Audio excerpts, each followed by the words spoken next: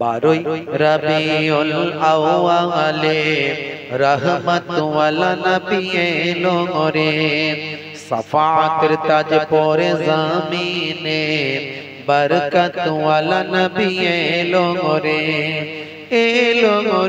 ভাই এলো রে ভাই এলো রে কাউসার কাউসার ওয়ালা নবী এলো রে আল্লাহুম্মা সাল্লি আলা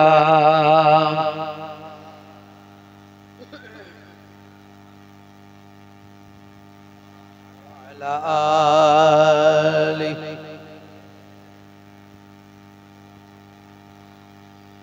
ওই আকাশ বাতাস চন্দ্র তারা খুশিতে তারা মেতেছে আসমানি হুরুফ ফারিস তারা দেখার তরে উকি মেরেছে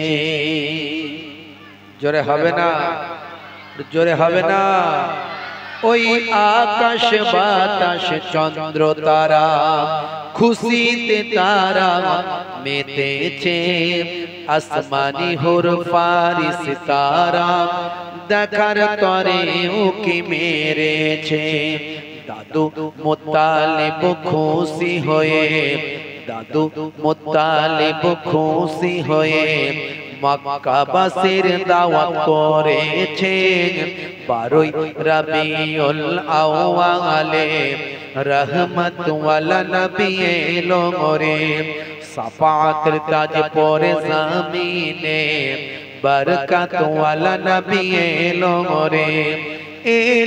রে ভাই এলো রে ভাই এলো রে কাউসার কাউসার ওয়ালা নবী এলো রে আল্লাহুম্মা সাল্লি আলা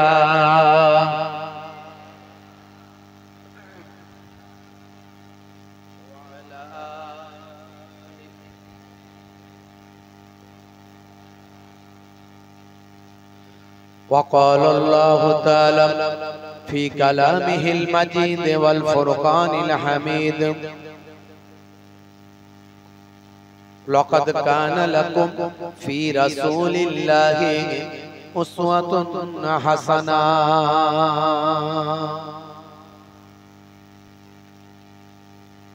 وقال الله تعالى أيضا في كتابه مخبرا ومكروا ومكر الله والله خير الماكرين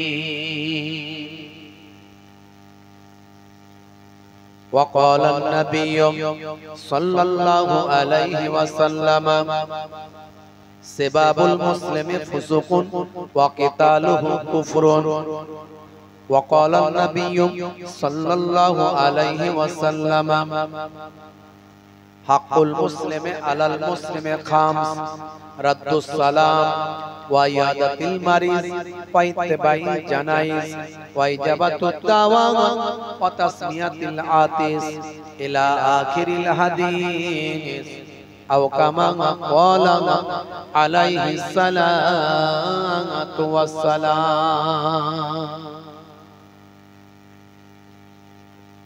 وقال النبي صلى الله عليه وسلم المسلم من سلم المسلمون من لسانه ويده إلى آخر الحديث أو كما قال عليه الصلاة والتسليم শ্রদ্ধেয় সম্মানীয় আজকের সভার সভাপতি সামনে উপবিষ্ট আমার দিন দরদি ইসলাম দরদি আমার ভাইরা বাপজিরা তরুণ যুবক স্নেহের বাচ্চারা পর্দানশীন আমার জননী মায়েরা বোনেরা প্রত্যেককে ফুরফুরা দরবার শরীফ ছোট হুজুর পীর কেবলা রহমাতুল্লাহ আলাইহির মেয়ে ছেলে নাতি হিসাবে মায়াপুর পীরনগরী হুজুর পীর কেবলা রহমাতুল্লাহ আলাইহির ছেলে পৌত্র হিসাবে আমার হরিণখোলা দরবার শরীফের পক্ষ থেকে সকলকে শ্রেণীবিশেষ আন্তরিক সালাম, শুভেচ্ছা, ভালোবাসা জ্ঞাপন করি। আল্লাহ পাকের রহমত সমস্ত ঈমানদারের উপর হোক, জোরে বলুন আল্লাহুম্মা আমিন।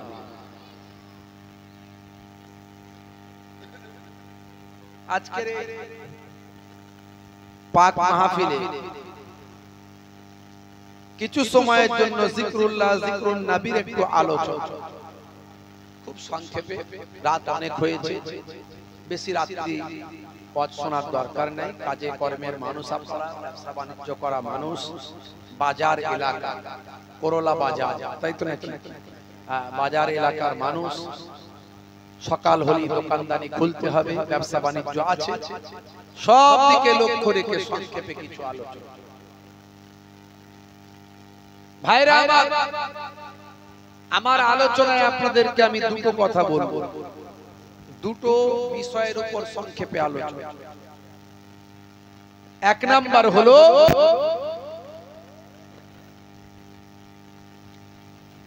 আপনার ঈমানটাকে মজবুত করুন,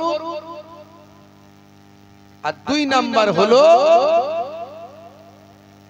আমলটা ঠিকঠাক করুন। আমলটা করুন, আমল ছাড়া রাস্তা নাই। এহসাস দেব, অনুভূতি জাগ্রত করব। কোরআন, হাদিস পাক, বিজ্ঞান, বাস্তবতাকে সামনে রেখে আপনাকে একটু অনুভূতি, এহসাস দেব। এই জন্য আজকে আপনাদের কাছে এসেছি। হে তরুণ যুবকেরা, হে আমার বন্ধুরা, শুনে রেখে দিন বাবা, জেনে রেখে দেন হে মুসলমান, আমার আল্লাহ কোরআন মাজিদের ভিতরে বললেন বিসমিল্লাহির রহমানির রহিম, ইয়া আইয়ুহাল্লাযীনা আমানু ওয়া আমিলুস সালিহাত কানাত লাহুম জান্নাতুন ফিরদাউসি নুজুলা।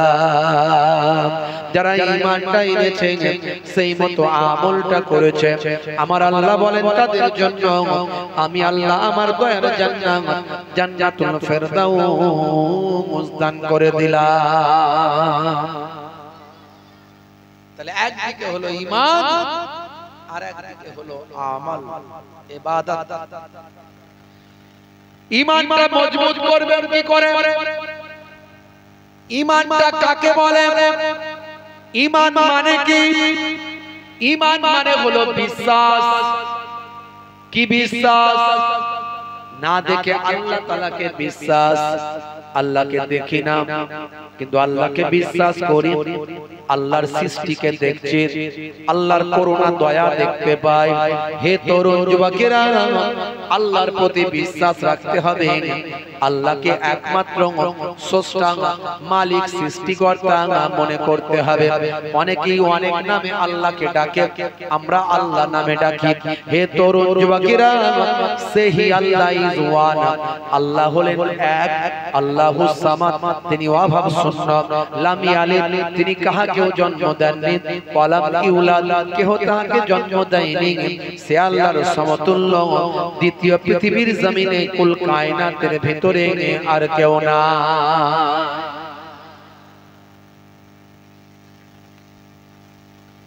And none is like him, তার সমতুল্য কেউ না।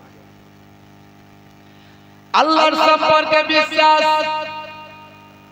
ফেরেশতারা যে আছেন এটা বিশ্বাস,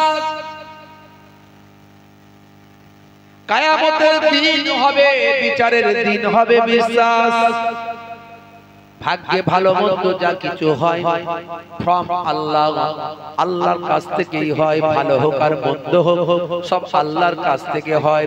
ওয়াল কদরে খাইরিহি ওয়া শাররিহি মিনাল্লাহি তাআলা, আল্লাহর কাছ থেকেই ভালো মন্দ হয়।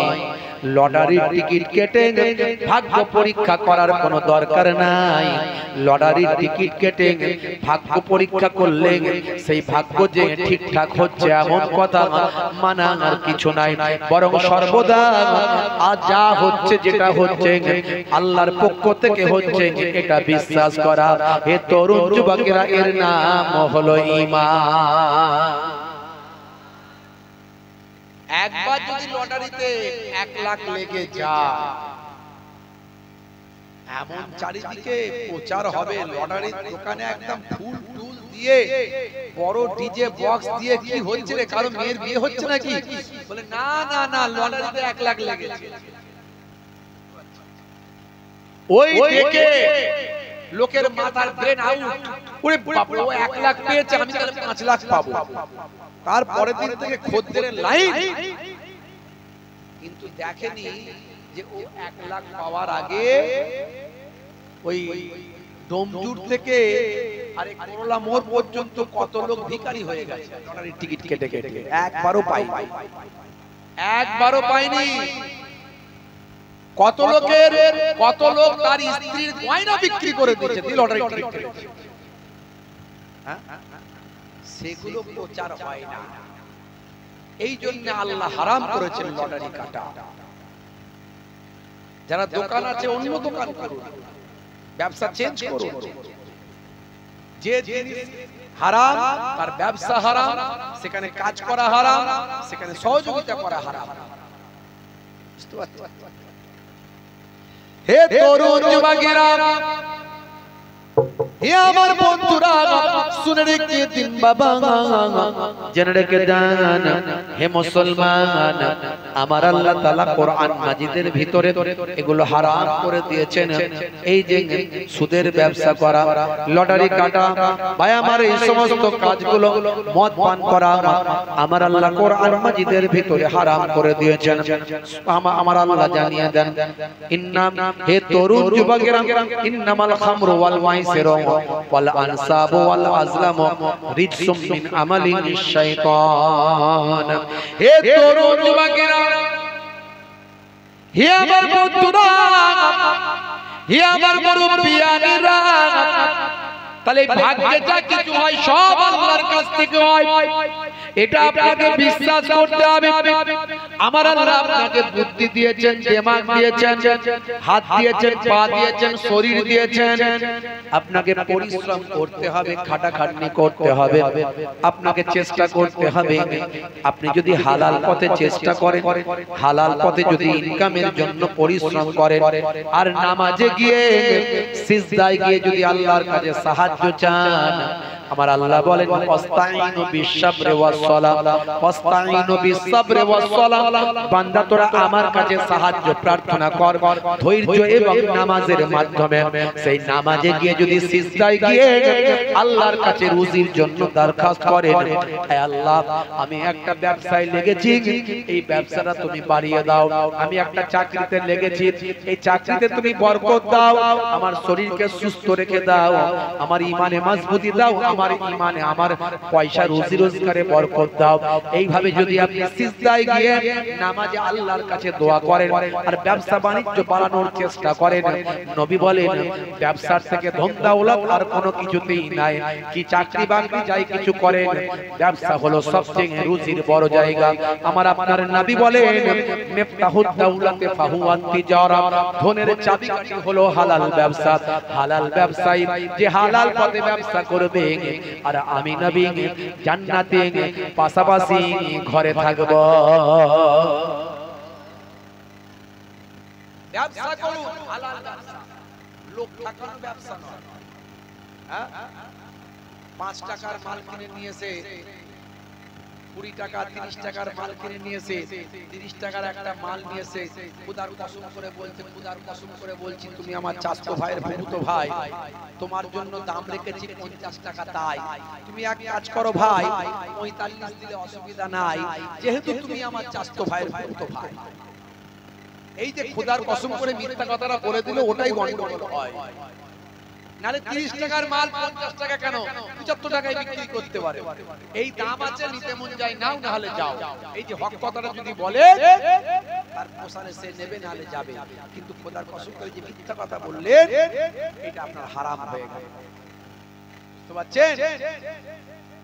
আর যদি বলেন ব্যবসায় লাভবান কি করে হব, ইসলাম শিখিয়েছে, আমার নবী শিখিয়েছেন, লাভ কম, সেল বেশি, আর কোয়ালিটি ভালো, ঠকানো চলবে না। দেখবেন আপনার ব্যবসায় ডেভেলপ হবে। আর যদি মনে করেন আমি একদিনে কোটিপতি হয়ে যাব, হ্যাঁ, এই দুদিন ব্যবসা শুরু করেছি, গলা কেটে পয়সা নিচ্ছি, ও ব্যবসা বেশি দিন থাকবে না, লাটে উঠে যাবে। ওই ব্যবসা বেশি দিন থাকবে না, লাটে উঠে যাবে। আমরা ব্যবসায়ী নই বটে, আমি আমার কথা বলছি, আমি ব্যবসায়ী নয়, কিন্তু ইসলামিক ইতিহাস পড়ে ব্যবসা বুঝেছি, ইসলামিক ইকোনমিক্সটা বুঝেছি। আমার নবী যে বিজনেস শিখিয়েছেন সেটা পড়ে জেনেছি।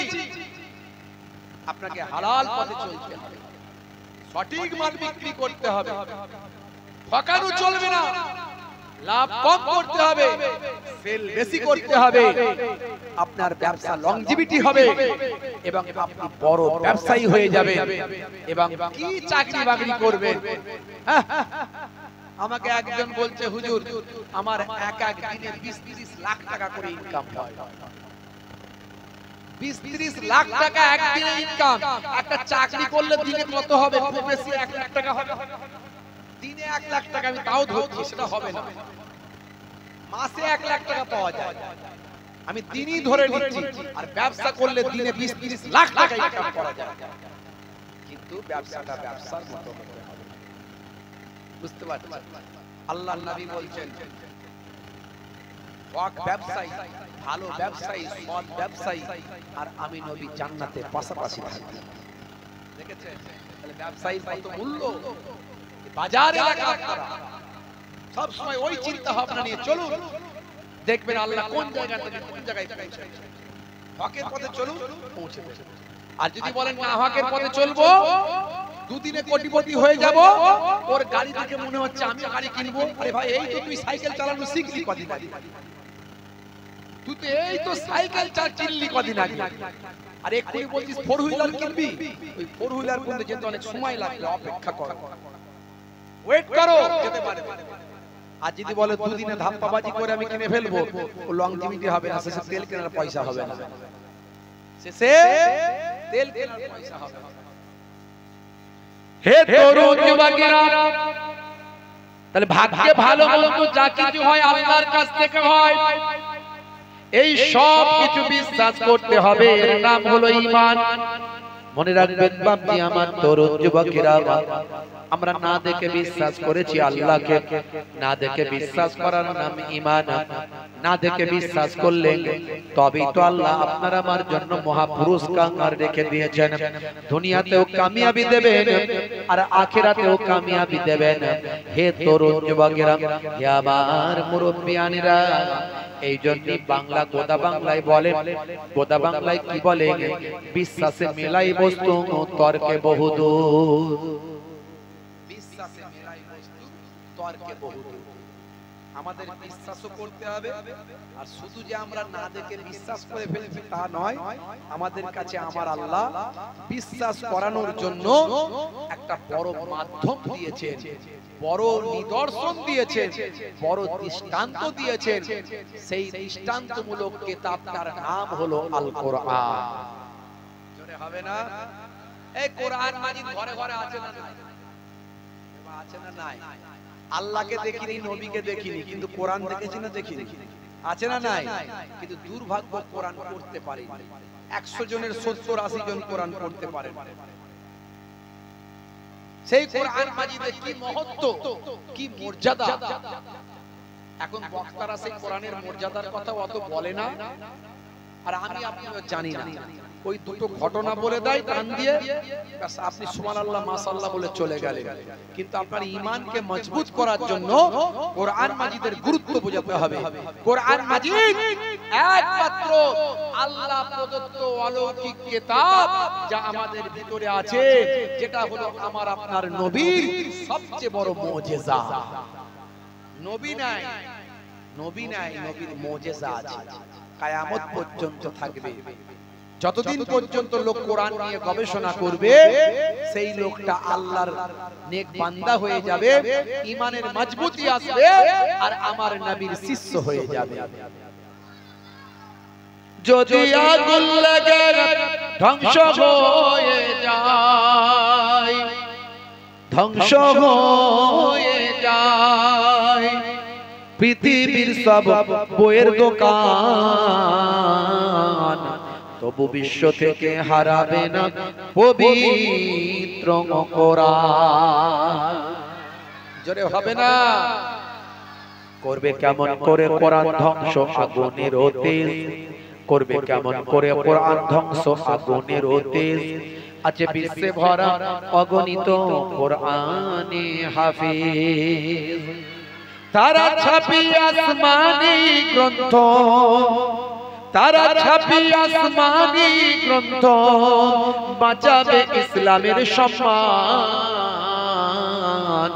তবু বিশ্ব থেকে হারাবে না পবিত্র কোরআন। আমার আল্লাহ কোরআন মাজিদের ভিতরে বলেছে, নাহানু নাযালনা যিকরা ওয়া ইন্না লাহু লাহাফিজুন। এই কোরআন মাজিদ আমি আল্লাহ নাযিল করেছি, আর এই কোরআন মাজিদের হেফাজতের দায়িত্বটাও আমি আল্লাহ নিজে গ্রহণ করেছি। হে তরুণ যুবকেরা, কোরআন মাজিদ যে সত্য, এর আগে আমি অনেক আলোচনা করেছি। ইন্টারনেট সার্চ করলে দেখবেন 20 থেকে 25,000 বক্তব্য আমার আছে। সেখানে অন্তত কিছু কম বেশি প্রায় 100 খানার কাছাকাছি এমন তথ্য আমি কোরআন মাজিদ থেকে বের করে দেওয়ার চেষ্টা করেছি, যার দ্বারাই আজকের দিনে বিজ্ঞান আর বাস্তবতায় প্রমাণিত হয়।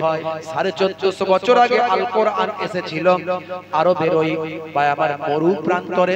সেই জায়গার মানুষ ছিল যাযাবর, সেই জায়গার মানুষ ছিল বেদুইন, সেই জায়গায় মানুষ বা আমার পশু পালন করত। তাদের মধ্যে টেকনোলজি ছিল না, তখন নাসা ছিল না, ইসরো ছিল না, তখন কোন রকম গবেষণা কেন্দ্র ছিল না। মাশাআল্লাহ, আমার মুহতারাম হযরত মাওলানা আফতাবউদ্দিন সাহেব দীর্ঘ সময় ধরে আলোচনা করলেন, উনি চলে যাচ্ছেন। আল্লাহ করে খুব সুন্দর আলোচনা করেছেন আমার আত্মীয় সম্পর্কে। জানেন জানেন না মনে হয়, ওনারা আমাদের আত্মীয় হয়ে যাচ্ছে। ফুরফুরা শরীফে আমার রিলেটিভের সঙ্গে, আমার আত্মীয়র সঙ্গে ওনার আবার বড় ভাইয়ের বিবাহ হয়েছে, সেদিক থেকে আমার আত্মীয়তা খুব মহাব্বত। যাই হোক, মাশাআল্লাহ অনেকদিন পর পর দেখা হয়। খুব সুন্দর ওয়াইজ, আপনাদের গর্ব, এই করোলার গর্ব। করোলার নাম উনি সারা পশ্চিমবঙ্গের বিভিন্ন জায়গায় পৌঁছে দেন। এটা আমাদের সম্মান, এটা আমাদের গর্ব যে যে জায়গায় একজন যোগ্য আলেম আল্লাহ পাঠিয়ে দেন, তার ওসিলায় সেই জায়গার নামকে বিভিন্ন জায়গায় আল্লাহ ছড়িয়ে দেন। বলুন আলহামদুলিল্লাহ। যাই হোক ভাইরা আমার, যেটা বলছিলাম, এই কোরআন মাজিদে বিভিন্ন অলৌকিক তথ্যগুলো আমি অনেক দেওয়ার চেষ্টা করেছি, প্রায় কম বেশি 100 খানার কাছাকাছি আমি বের করেছি তথ্য। সেগুলোকে বিজ্ঞানের আলোকে বুঝিয়ে দিয়ে মানুষের কাছে পৌঁছে দিয়েছি। এতে লাভ কি? লাভ হলো শিক্ষিত বুদ্ধিজীবী জ্ঞানীগুণী মানুষদের ঈমানটা মজবুত হবে, কারণ তারা আল্লাহ দেখতে পায়নি, নবী দেখতে পায়নি, কোরআন দেখতে পাচ্ছে কিন্তু কোরআনের মর্যাদা বোঝেনি। কি যে মর্যাদা কোরআনের, সেটা মানুষের কাছে পৌঁছে দেওয়ার চেষ্টা করি। 1450 বছর আগে হে তরুণ যুবকেরা, আরবের জমিনে কোনো নাসা ছিল না, কোন রকম ইসরো ছিল না, কোন গবেষণা কেন্দ্র ছিল না, কোন রকম আমার বিজ্ঞানের ডেভেলপমেন্ট ছিল না, কোন রকম টেকনোলজি ছিল না। চাঁদে চন্দ্রযান যায়নি, মঙ্গলে মঙ্গল গ্রহ যায়নি।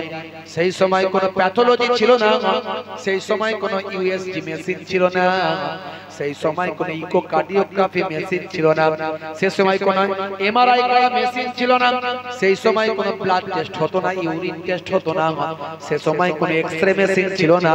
আরবের জমিনে সেই সময় আমার আল্লাহ আরবের বেদুইনদের মাঝখানে যে কিতাবটা পাঠিয়েছিলেন, কিতাবটার নাম হলো আল কোরআন। সেই কিতাবে যে কথাগুলো লেখা আছে সেই কথাগুলো আজকের যুগেও সব বিজ্ঞান আর বাস্তবতায় পরিণত হয়।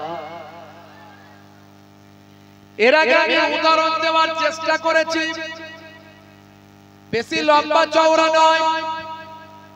সূরার নাম সূরা নাবা, আয়াত নাম্বার 8 থেকে যদি আমি আপনাদের কয়েকটা আয়াত শোনাই আপনি অবাক হয়ে যাবেন এটা কি করে সম্ভব। আমি এর আগে বলেছি, আজও আপনাদের বলছি, সূরার নাম সূরা নাবা, আয়াত নাম্বার হলো 8। একটু মন দিয়ে শুনবেন, একটু ভাববেন। মুহিবুল্লাহ হুসাইনি যে ওয়াজগুলো করলো, কথাগুলো বললো, এর গুরুত্বটা কতটা একটু চিন্তা করবেন। সকালবেলা জীবনে অনেক ওয়াজ শুনেছেন, ওয়াজ অনেক শুনবেন। আমি মুহিবুল্লাহ হুসাইনি যেগুলো বলে যায় একটুখানি কথাগুলো ভাববেন। বন্ধুরা আমার চিন্তা করুন, আমি বেশি উদাহরণ দেব না, মাত্র দুই একটি উদাহরণ দেব, সময় কম। হে তরুণ যুবকেরা, সূরার নাম হলো সূরা নাবা, আয়াত নাম্বার হলো 8। এই 8 থেকে 12 নাম্বার পর্যন্ত আয়াতগুলো আমি পড়ছি।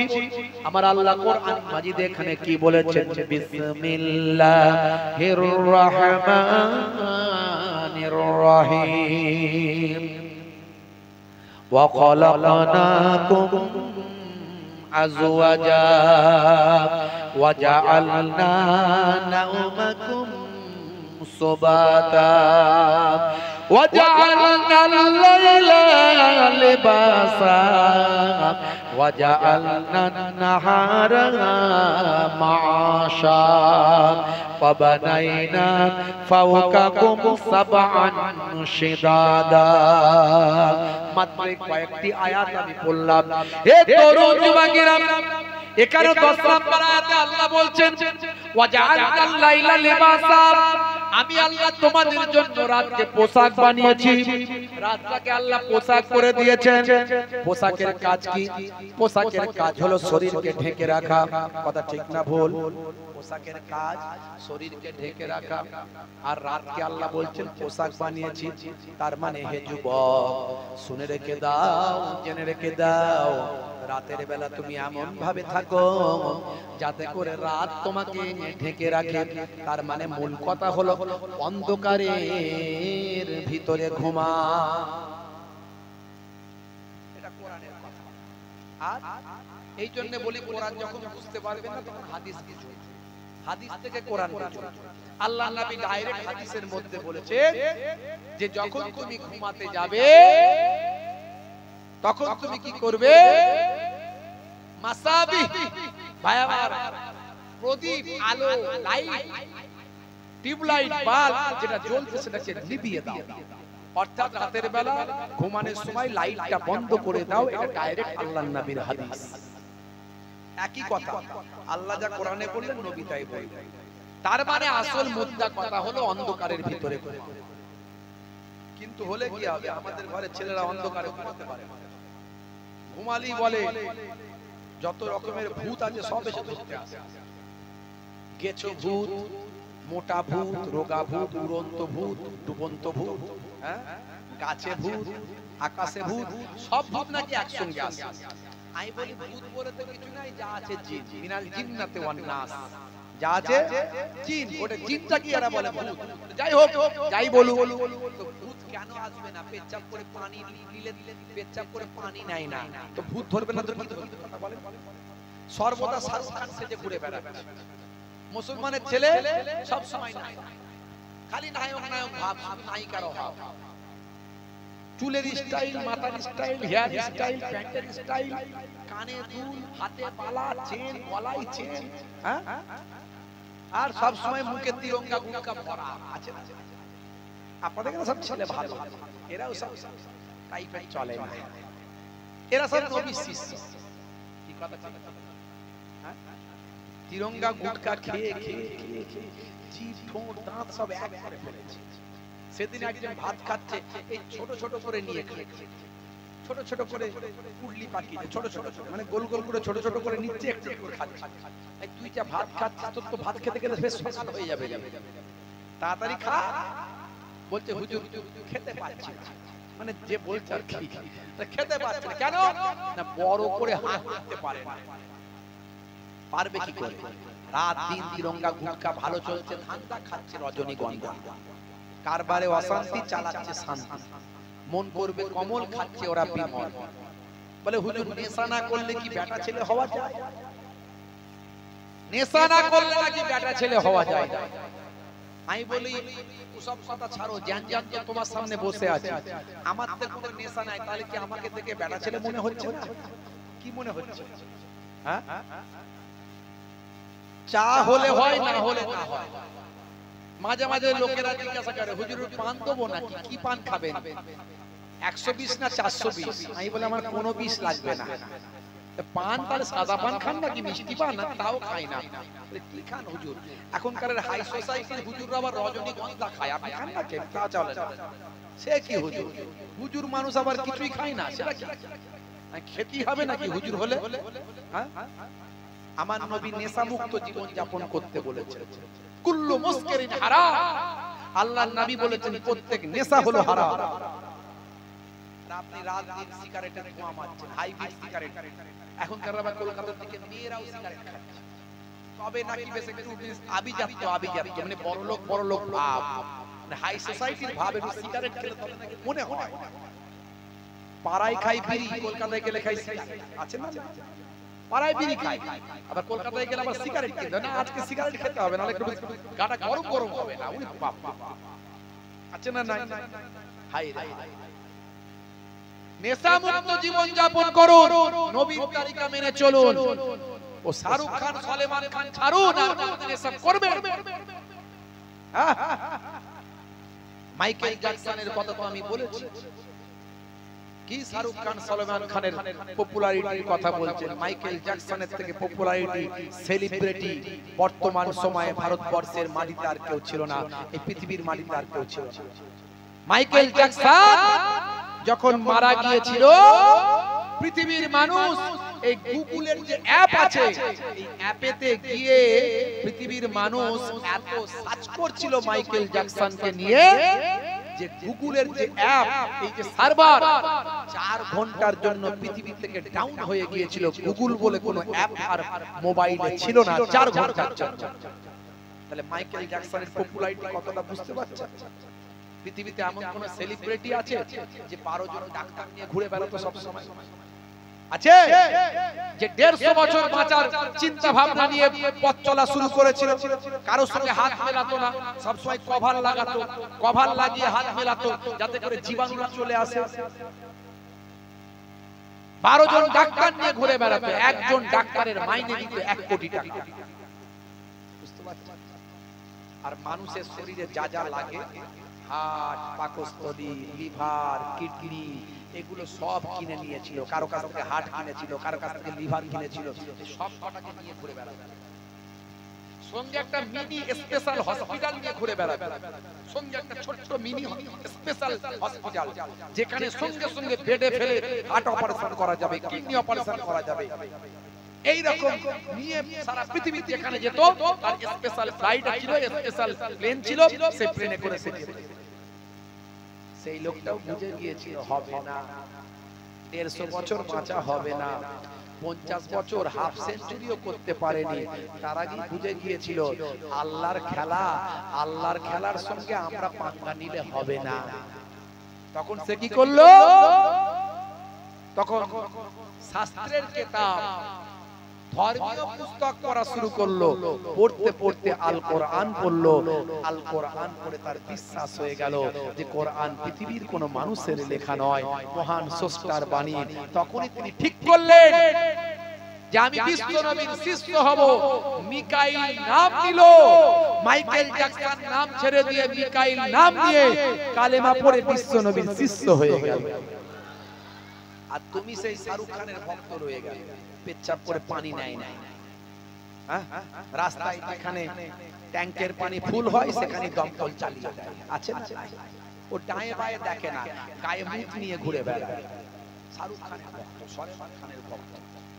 তো বিপদে কে পড়বে? মার কে খাবে? লাঞ্ছিত অপমানিত কে হবে? তুমি ভালো হয়ে যাও, দেখবে পাকার মাছ কাদায় থাকে, গায়ে কাদা লাগে না, লাগে না। পরিস্থিতি খুব খারাপ, দেওয়ালে পিঠ থেকে গেছে। বাপকে কবরে দিতে পারবেন কিনা গ্যারান্টি নাই। বাপকে কবরে দেওয়ার আগে কালেক্টরের কাছ থেকে গিয়ে পারমিশন নিয়ে আসতে হবে, চাবি নিয়ে আসতে হবে, তবে গোরস্থান খোলা হবে। এই ওয়াকফের সম্পত্তি আর আপনার হাতে নাই, আর আপনার হাতে নাই, সব চলে গেছে, আইন পাস হয়ে গেছে, খালি ইমপ্লিমেন্ট হতে বাকি আছে। আন্দোলন চলছিল, এই যে ব্রিগেড ছিল 26 তারিখ ক্যান্সেল করে দিল। হাইকোর্ট হলো, হাইকোর্ট বলল যে এখন সেনাবাহিনীর অ্যাক্টিভিটিস চলছে, এখন করা যাবে না, অন্য জায়গায় করলে করুন, আর ব্রিগেড যদি করতে হয় ডেট চেঞ্জ হবে। কালকে আবার মিটিং আছে, আবার সিদ্ধান্ত হবে ব্রিগেড কবে হবে। আমরা বলেছি ব্রিগেডই করতে হবে। আপনারা যেতে রাজি আছেন তো? আছেন তো? রাজি আছেন তো? আমরা বুঝিয়ে দেব মুসলমান ঘুমিয়ে নেয়, গণতান্ত্রিক পদ্ধতিতে, সাংবিধানিক পদ্ধতিতে, শান্তি সম্প্রীতি বজায় রেখে, কোনো উগ্র স্লোগান নয়। আমরা শান্তি সম্প্রীতির বাণীকে সামনে রেখে সংবিধানকে মান্যতা দিয়ে ডক্টর বি.আর. আম্বেদকরের সংবিধানকে বাঁচানোর জন্য আমরা আন্দোলন করছি। শুধু এটা ওয়াকফের আন্দোলন নয়, এই ওয়াকফের সম্পত্তি রক্ষা করা এটা আমাদের সাংবিধানিক অধিকার, এটা আমাদের রিলিজিয়াস অ্যাক্টিভিটিস, এটা আমাদের রিলিজিয়াস ফ্রিডম, এটা আমাদের ফান্ডামেন্টাল রাইট। সংবিধান আমাকে অধিকার দিয়েছে, আমি ধর্ম পালন করব, স্বাধীনভাবে ধর্মাচরণ করব, ধর্মীয় জিনিস স্বাধীনভাবে ভোগ করব। এটা সংবিধানের আর্টিকেলের 14 নাম্বার, 25 নাম্বার, 26 নাম্বার, 30 নাম্বার, এই আর্টিকেল গুলোতে দেওয়া আছে আমার আপনার মৌলিক অধিকারের কথা লেখা আছে। সেই মৌলিক অধিকারকে বদলে দিতে চায়, সংবিধানকে পাল্টে দিতে চায়। আজকে মুসলমানদের ওয়াকফের সম্পত্তি তারা নিয়ে নিতে চায়, যে ওয়াকফের সম্পত্তি আমার আপনার বাপদাদা পুরুষ যাদের পয়সা ছিল, সম্পদ ছিল, তারা গরিব মুসলমান ছেলে মেয়েদের উন্নতির জন্য মসজিদ, মাদ্রাসা, কবরস্থান, ঈদগাহের জন্য তারা নিজেদের রক্তে তৈরি করা সম্পত্তি তারা দান করেছে। আর সেটা এখন অনেক সম্পত্তি হয়ে গেছে, তাই বাবুদের নজরে পড়েছে, বাবুদের কুনজরে পড়েছে। ওটা নিয়ে ওরা আদানি আম্বানিদের দিয়ে দেবে। এই যে আম্বানি বোম্বাইয়ে বাড়ি করে আছে 27 তলা বিল্ডিং, ওই বিল্ডিংটা কিনেছিল, জায়গাটা কিনেছিল 20 কোটি টাকা দিয়ে। জায়গাটা হলো 4 লক্ষ বর্গ মিটার, 4 লক্ষ বর্গ মিটার একটা বিশাল জায়গা। সেই জায়গাটা মাত্র 20 কোটি দিয়ে আম্বানিজি কিনেছে, ওয়াকফের সম্পত্তি ওটা। এখন সব বেরিয়ে আসছে, বুঝতে পারছেন? দরকার ছিল সরকারের এই যারা মেরে মুড়ে খাচ্ছে এদের গুলো নিয়ে গরিবদের উন্নতিতে, মুসলিম গরিবরা পিছিয়ে আছে, মুসলিম সম্প্রদায়ের মানুষ সমাজের মূল স্রোত থেকে পিছিয়ে আছে, এদেরকে মূল স্রোতে আনা, তাহলে তো সমাজে শান্তি থাকবে। তার জায়গায় হিন্দু মুসলমানের রাজনীতি করছে, ধর্মে ধর্মে লড়াই লাগাচ্ছে, ধর্মে ধর্মে দাঙ্গা লাগাচ্ছে, উগ্র সাম্প্রদায়িক কথা বলছে। কিন্তু দাঁত ভাঙা জবাব দিয়ে দিয়েছে আমাদের 73 ওই যে বীর জওয়ান, বীর সৈনিক ঝন্টু আলী শেখ ভাই আমার, ওই জঙ্গিদের সঙ্গে লড়াই করতে গিয়ে প্রাণ দিয়ে বুঝিয়ে দিয়েছে, হে ভারতবর্ষের মানুষ, তোমরা যে ধর্মে ধর্মের লড়াই করো, তোমরা দেখো আমি একজন মুসলিম সম্প্রদায়ের মানুষ, আমি একজন বাঙালি, আমি ঝন্টু শেখ, আমি একজন মুসলিম, আমাদের কাছে কোনো ধর্ম ব্যাপার নয়, আমরা দেশের জন্য নিজেদের তরতাজা প্রাণটা উৎসর্গ করে দিলাম।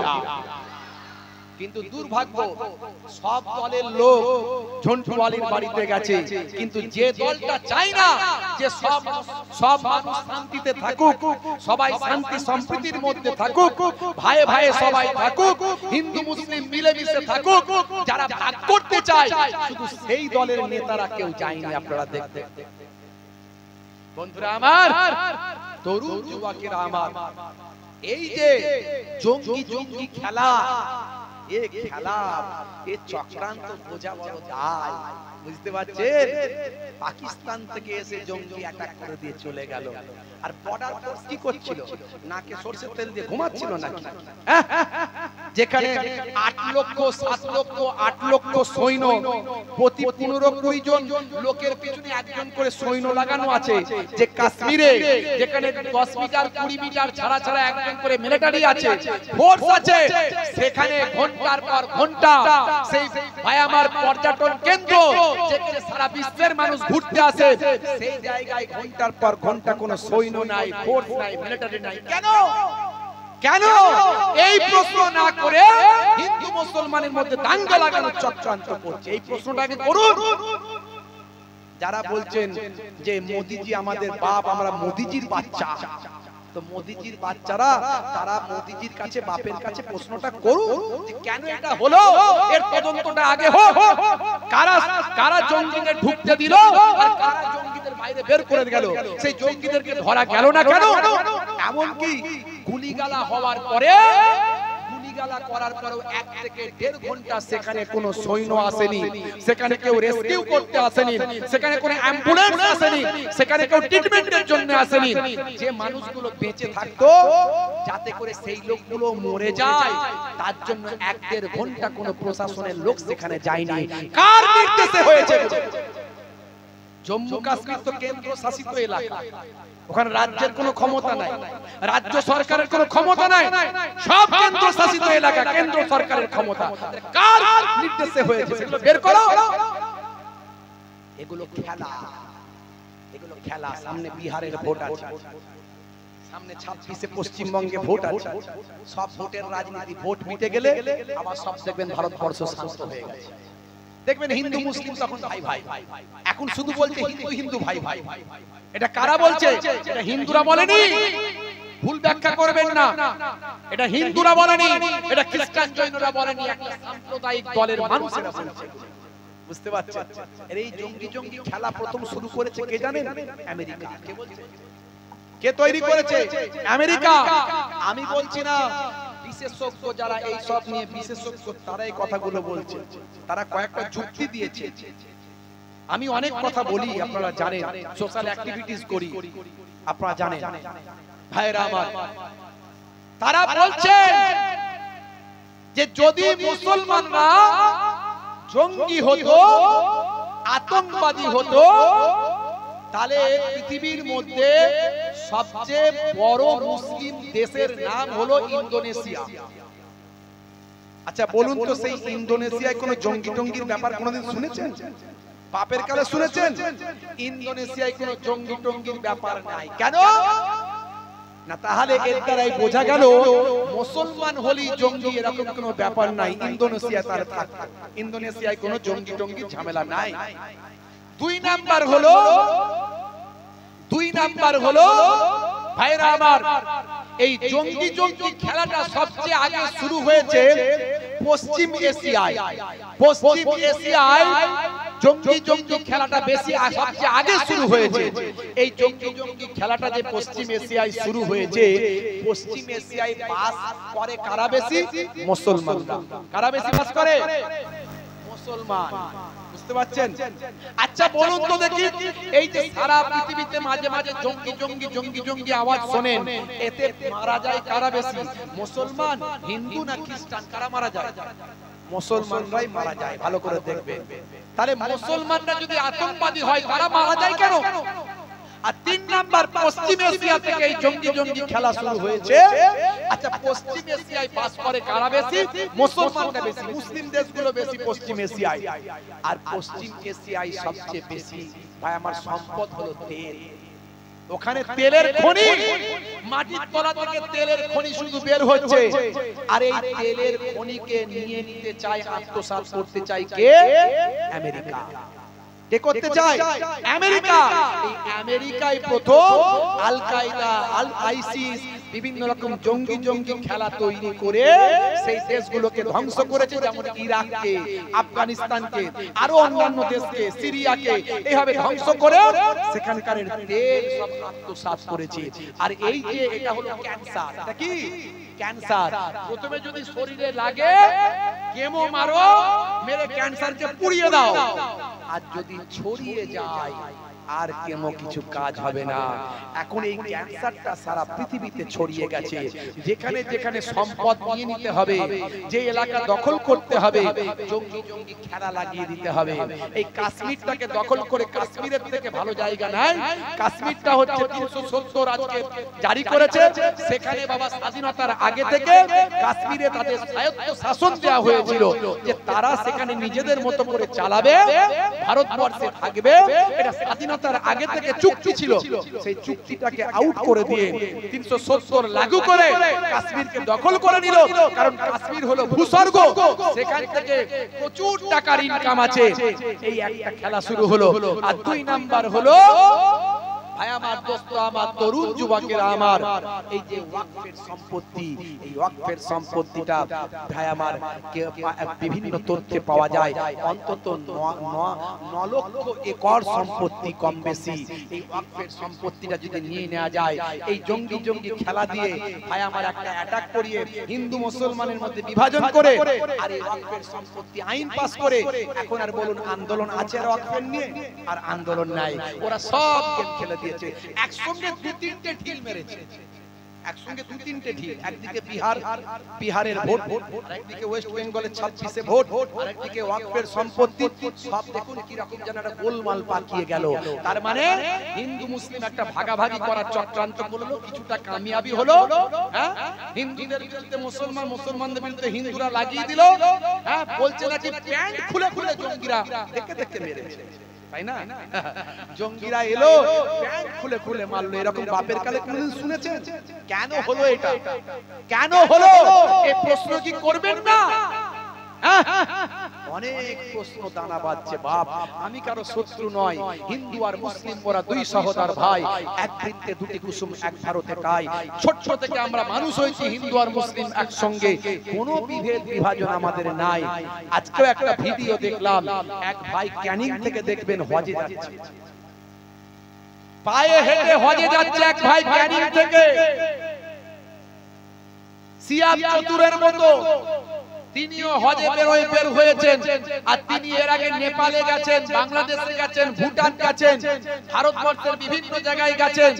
সব জায়গায় পরিবেশ দূষণ রোধ করার জন্য তিনি প্রচার করেছেন। আর এবারে মক্কা শরীফ, মদিনা শরীফ যাচ্ছেন।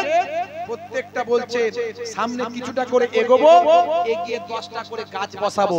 এই পরিবেশ রক্ষার জন্য গাছ লাগাও, এই স্লোগান সারা পৃথিবীতে দিতে চাই। বলছে সারা পৃথিবীতে গ্লোবাল ওয়ার্মিং হচ্ছে, পরিবেশ দূষণ হচ্ছে, গাছ বেশি কেটে ফেলার কারণে অক্সিজেন কমে যাচ্ছে, কার্বন ডাই অক্সাইড বেড়ে যাচ্ছে, মানুষ অসুখ বিসুখের মধ্যে পড়ছে, বড় বড় অসুখ হচ্ছে, ক্যান্সার হচ্ছে, হার্ট অ্যাটাক হচ্ছে, বিভিন্ন রকম রোগ বেড়ে যাচ্ছে। এই জন্য ওই ভাই আমার ক্যানিংয়ের এই ভাই হজে যাবেন ঠিক করেছেন। আল্লাহর দরবারে দোয়া চাইবেন, রাসূলের দরবারে গিয়ে দোয়া চাইবেন। আর যাওয়ার পথে সেই মক্কা শরীফ, মদিনা শরীফ পর্যন্ত তিনি গাছ লাগাতে লাগাতে যাবেন। আমি দেখে অবাক হয়ে গেলাম, দারুণ খবর। আরে বাপ রে বাপ, হঠাৎ করে খবরটা দেখতে দেখতে দেখি একজন হিন্দু ভাই তার কাছে এলেন। বুঝতে পারছেন, দেখেছেন আপনারা? সেই হিন্দু ভাই এসে তার হাত ধরে ধরে কাঁদছে, কেঁদে কেঁদে বলছে, ছেলেটি আমাকে কাকা বলে, আমার ভাইপো হয়। ভাই মুসলিম আবার হিন্দু ভাইপো হয়, কাকা বলে? বলে হ্যাঁ কাকা বলে। ছোট্ট থেকে তাকে দেখে এসেছি, এত ভালো ছেলে, আমার ছেলের সঙ্গে পড়াশোনা করেছে, আমাদের এত সম্পর্ক, পাশাপাশি বাড়ি, একসঙ্গে যাতায়াত। আরে সে আজকে যাচ্ছে, হজে যাচ্ছে, আমাদের ছেড়ে কবে ফিরবে? তাই আমি কেঁদে ফেলছি। সে আমাকে কাকা কাকা বলে, বাপের মতো ভালোবাসে, আর আমিও তাকে ছেলের মতো ভালোবাসি। এই যে হিন্দু মুসলমানের সম্পর্ক, এই সম্পর্কটাকে কি নষ্ট করা যায়? পারবে না। এই চক্রান্তকারীদের চক্রান্ত মানুষ ধরে ফেলবে, এবং কোন রকম মানুষ যখন ইতিহাস জানবে, মানুষ যখন গবেষণা করবে, মানুষ যখন ভাববে, মানুষ যখন বুদ্ধি দিয়ে চিন্তা করবে, তখন মানুষ বুঝতে পারবে চোর বাইরের লোকের চুরি করে, চোর বাইরের লোকের চুরি করে, কিন্তু চুরি করতে করতে একবার না একবার নিজের ঘরেও চুরি করে। আজকে এদের ওয়াকাফের সম্পত্তি নিয়ে মানুষের কাছে বিক্রি করে দেবে, আদানি আম্বানিদের কাছে বিক্রি করে দেবে, বিভিন্ন রকম প্রলোভন দেখাবে। একদিন এরপরে খ্রিস্টানদের হবে, এর আগে শিখ পাঞ্জাবিদের ভাই আমার সম্পত্তি তাদের কৃষি জমি কেড়ে নেওয়ার চক্রান্ত করেছিল, যদিও পারেনি। তাদের 700-800 মানুষের জীবন চলে গিয়েছিল দিল্লির বুকে, ট্রাক্টর নিয়ে গিয়ে বছরের পর বছর তারা আন্দোলন করেছিল, যদিও সেই আইন প্রত্যাহার করতে বাধ্য হয়েছে। তাহলে শিখ পাঞ্জাবিদের উপরে আঘাত এসেছে, মুসলমানদের উপর আঘাত এসে গেল, এরপরে খ্রিস্টানদের উপর আসবে, আর শেষে আমার হিন্দু ভাইদের দেবত্ব সম্পত্তিও তারা ছাড়বে না, কারণ লোভীরা কোনোদিন লোভ সামলাতে পারে না, সেই সম্পত্তির উপর আঘাত আসবে। যদি এটা বুঝতে পারে, আজকে ভাবুন 26,000-এর চাকরি গেছে, এই ওয়েস্ট বেঙ্গলে 26,000 মানুষের চাকরি গেছে, সুপ্রিম কোর্ট রায় দিয়েছে। এই 26,000 যে চাকরি গেল, কে বলছে মুসলমান खतरे में है? कोई कह रहा है मुसलमान खतरे में है, कोई कह रहा है हिंदू खतरे में है। मैं कहता हूँ धर्म की चश्मा खोल कर देखो, हमारा हिंदुस्तान खतरे में है। 26,000 যে চাকরি গেল, এর মধ্যে 2-1,000 মাত্র মুসলমান আছে, বাকি 20-21,000 হিন্দু ভাইদের চাকরি গেছে। তাহলে বিপদে কারা আছে একটু ভাবুন তো। শুধু তাই নয়, উত্তরপ্রদেশে 69,000 চাকরি গেছে, 69,000 চাকরি গেছে উত্তরপ্রদেশে, এই কিছুদিন আগের কথা বলছি। সেখানে 2-4,000 মাত্র মুসলমানের চাকরি গেছে, বাকি 65,000 কম বেশি 65,000 হিন্দু ভাইদের চাকরি গেছে। তাই বলবো বাবা মার, এরকম অনেক উদাহরণ দেওয়া যায়। ধর্মের চশমা খুলে ভোলা ভোলা মন নিয়ে ভাই আমার একেবারে নিরপেক্ষ দৃষ্টি দিয়ে ভাবুন, সব মুসলমান ভালো নয় আমি সেটা বলছি, কিছু মুসলমান খারাপ আছে, তেমন অন্য ধর্মের মানুষেও এই যে সাম্প্রদায়িক দাঙ্গা হাঙ্গামা লাগাচ্ছে, তারা কি ভালো? তারাও ভালো নয়। তাহলে ভালো খারাপ মন্দ সব জায়গায় আছে, খারাপগুলোকে বাদ দিন আর ভালোগুলোকে গ্রহণ করুন। কথা ঠিক না? একবার দরুদ শরীফ আল্লাহুম্মা সাল্লি আলা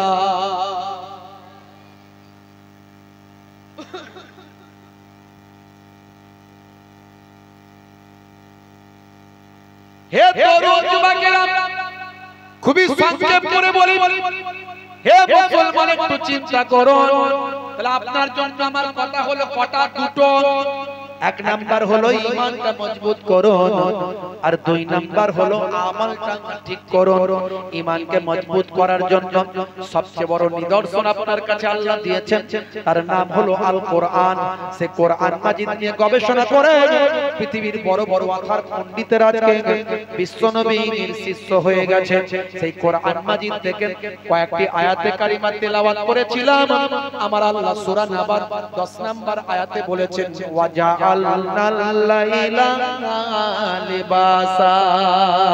আমি আল্লাহ তোমাদের জন্য রাতকে পোশাক বানিয়ে দিয়েছি। আমার আপনার নবী খোলাখুলি সোজা সাপটা বলে দিয়েছেন, রাতের বেলা যখন তুমি ঘুমাতে যাবে লাইটটা আলোটা বন্ধ করে দেবে। হে তরুণ যুবকেরা, তার মানে কোরআনের আয়াত দ্বারা, দয়ার নবীর হাদিস দ্বারা প্রমাণ হয় রাতের বেলা অন্ধকারে এর ভিতরে ঘুমাতে হবে। হে মুসলমান, 1450 বছর আগে কথাগুলো আল্লাহর নবী বলেছেন, 1450 বছর আগে কথাগুলো আল্লাহর কোরআনে বলা হয়েছে। আজকের বিজ্ঞানের ডেভেলপমেন্ট হয়েছে, বিজ্ঞানের গবেষণা হয়েছে, স্বাস্থ্য বিশেষজ্ঞরা এসেছেন, মেডিকেল সায়েন্স ডেভেলপমেন্ট করেছে। এখনকার ডাক্তারেরা মেডিকেল সায়েন্স কি বলছে শুনুন। মেডিকেল সায়েন্স বলছে রাতের বেলা যখন তুমি ঘুমাবে লাইটটা বন্ধ করে অন্ধকারে এর ভিতরে ঘুমা। কারা বলছে? মেডিকেল সায়েন্স বলছে, ডাক্তাররা। কেন রাতের বেলা অন্ধকারে কেন ঘুমাবো? মেডিকেল সায়েন্স বলছে মাথা থেকে 5 ধরনের কম বেশি হরমোন তৈরি হয়। তার মধ্যে এক ধরনের হরমোন হলো মাথার পেছন সাইড থেকে নিঃসৃত হয়, যখন লোকটি গভীর ঘুমে আচ্ছন্ন থাকে আর ঘরটা যদি অন্ধকার থাকে, চোখ তখন ব্রেনকে সিগন্যাল দেয় যে অন্ধকারের ভিতরে আছে। ব্রেন তখন বলে গভীর ঘুমে আচ্ছন্ন আছি। সেই সময় মাথার পেছন থেকে ভাই আমার একটা হরমোন নিঃসৃত হয়। এই হরমোনটা নিঃসৃত হয়ে শরীরে ছড়িয়ে যায়, ব্লাডে রক্তের সঙ্গে মিশে যায়। এই হরমোনটার নাম হলো melatonin hormone. Melatonin hormone, melatonin hormone. এই হরমোনটা ব্লাডের সঙ্গে রক্তের সঙ্গে মিশে গিয়ে কি করে শোনেন, রক্তের সঙ্গে মিশে গিয়ে আমার আপনার শরীরকে ক্যান্সারের মতো ভয়ঙ্কর জীবাণু থেকে রক্ষা করে দেয়। জোরে হবে না, জোরে হবে না। আজকের গবেষণায় বিজ্ঞানীরা এটা বলছে। 1450 বছর আগে যখন কোন বিজ্ঞানী কেউ ছিল না, আল্লাহ বলে দিয়েছেন অন্ধকারের ভিতরে থাকো, অন্ধকারের ভিতরে ঘুমাও। দয়ার নবী বলেছেন লাইট বন্ধ করে রাতে ঘুমাও। জোরে বলেন সুবহানাল্লাহ। তাহলে কোরআনের কথা মিলছে না মেলেনি? জোরে বলেন। আমি কত উদাহরণ দিয়েছি এর আগে, বেশি উদাহরণ দিতে পারবো না। আরেকটা ছোট্ট উদাহরণ দিই। হে তরুণ যুবকেরা, হে আমার বন্ধুরা, হে আমার মুরব্বিয়ানেরা, শুনে রেখে দিন বাবা, জেনে রেখে দেন। কোরআন মাজিদে আমার আল্লাহ বলেছেন ওয়ালা তাকুলু লিমান ইউকালু ফি সাবিলিল্লাহি আমওয়াত বাল আহইয়াউ ওয়ালাকিন লা তাশউরুন। জোরে হবে না, জোরে হবে না।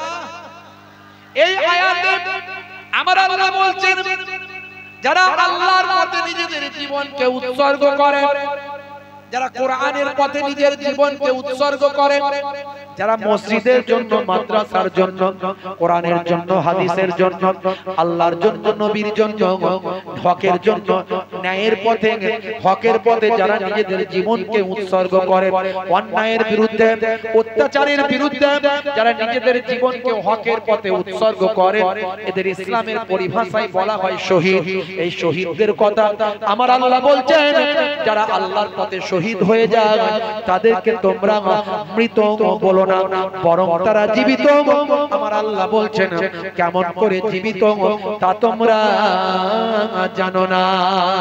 শহীদরা মরে মুর্দা নন, আল্লাহ বলছেন শহীদরা হলো মরে জিন্দা।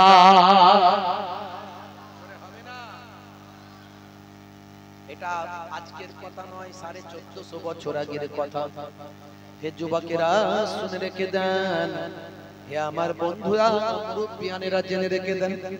ইন্টারনেটে একটা ছবি ভাইরাল হয়েছে, ফিলিস্তিনের ছবি, প্যালেস্টাইন ফিলিস্তিনের ছবি।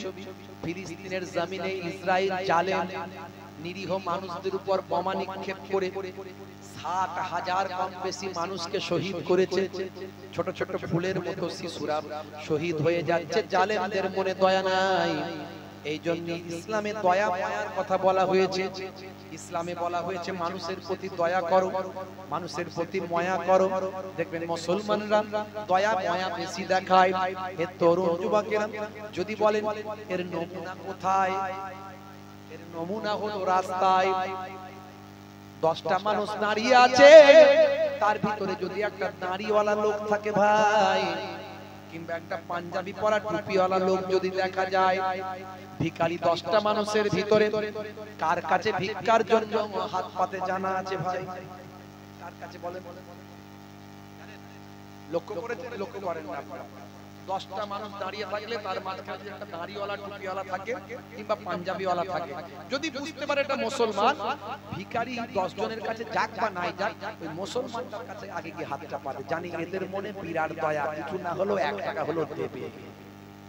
সত্যি তাই, কারণ ইসলামে বলা হয়েছে ভিখারিকে তাড়িয়ে দিও না, 1 টাকা হলেও দিও। এই শিক্ষাটা সব জায়গায় দেওয়া হয়। ফিলিস্তিনের জমিনে এসেছিল ইহুদিরা 1948 সালের আগে। পৃথিবীর মানচিত্র যদি দেখেন, দেখবেন পৃথিবীর জমিনে ইসরায়েল নামে কোনো দেশ ছিল না। কথা বোঝা যাচ্ছে তো নাকি? পৃথিবীর মানচিত্রে ইসরায়েল নামে কোনো দেশ ছিল না 1948 সালের আগে। পৃথিবীর বিভিন্ন দেশে তারা থাকতো। হিটলার ইহুদিদের অত্যাচারের কারণে 60 লক্ষ ইহুদিকে হত্যা করেছিল হিটলার। নাৎসি বাহিনী হিটলার 10 লক্ষ ইহুদিকে ছেড়ে দিয়েছিল আর পৃথিবীর মানুষকে বলেছিল তোমরা আমাকে অপরাধী বলতে পারো, কেন আমি এই ইহুদিদের হত্যা করেছি। 10 লক্ষ ইহুদিদের আমি ছেড়ে দিলাম, পরবর্তী প্রজন্মরা বুঝতে পারবে কেন আমি ইহুদিদের হত্যা করেছিলাম। সেই ইহুদিরা পৃথিবীর বিভিন্ন জায়গায় যেখানে থাকতো সেখানে তারা আত্মকেন্দ্রিক ছিল, খালি নিজে গুছিয়ে নেব, অন্যকে অত্যাচার করব, অন্যের কাছ থেকে হরণ করে নেব, এই তাদের টেন্ডেন্সি ছিল। এর কারণে তাদের উপর অত্যাচার হতো।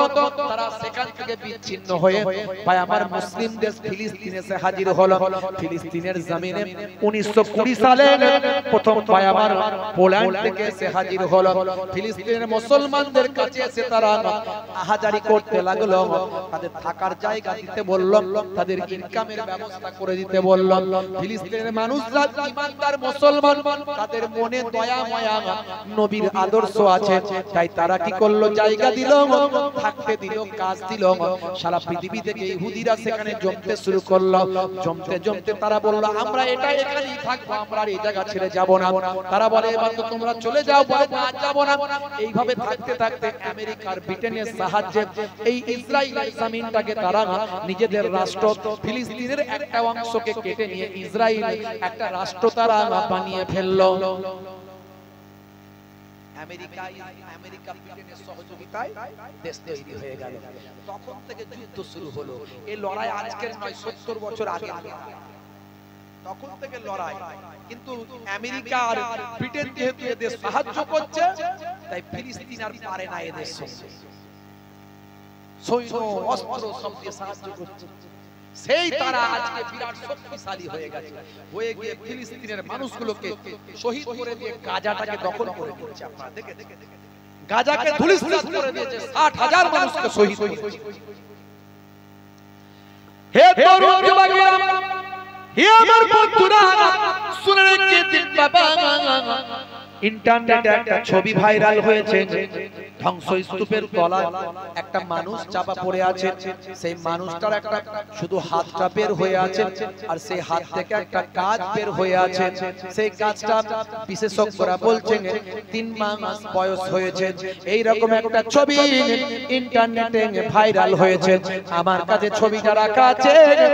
আপনারা অনেকে হয়তো ফেসবুক ইউটিউবের মাধ্যমে দেখেছেন। কারা কারা দেখেছেন হাত তোলেন দেখি।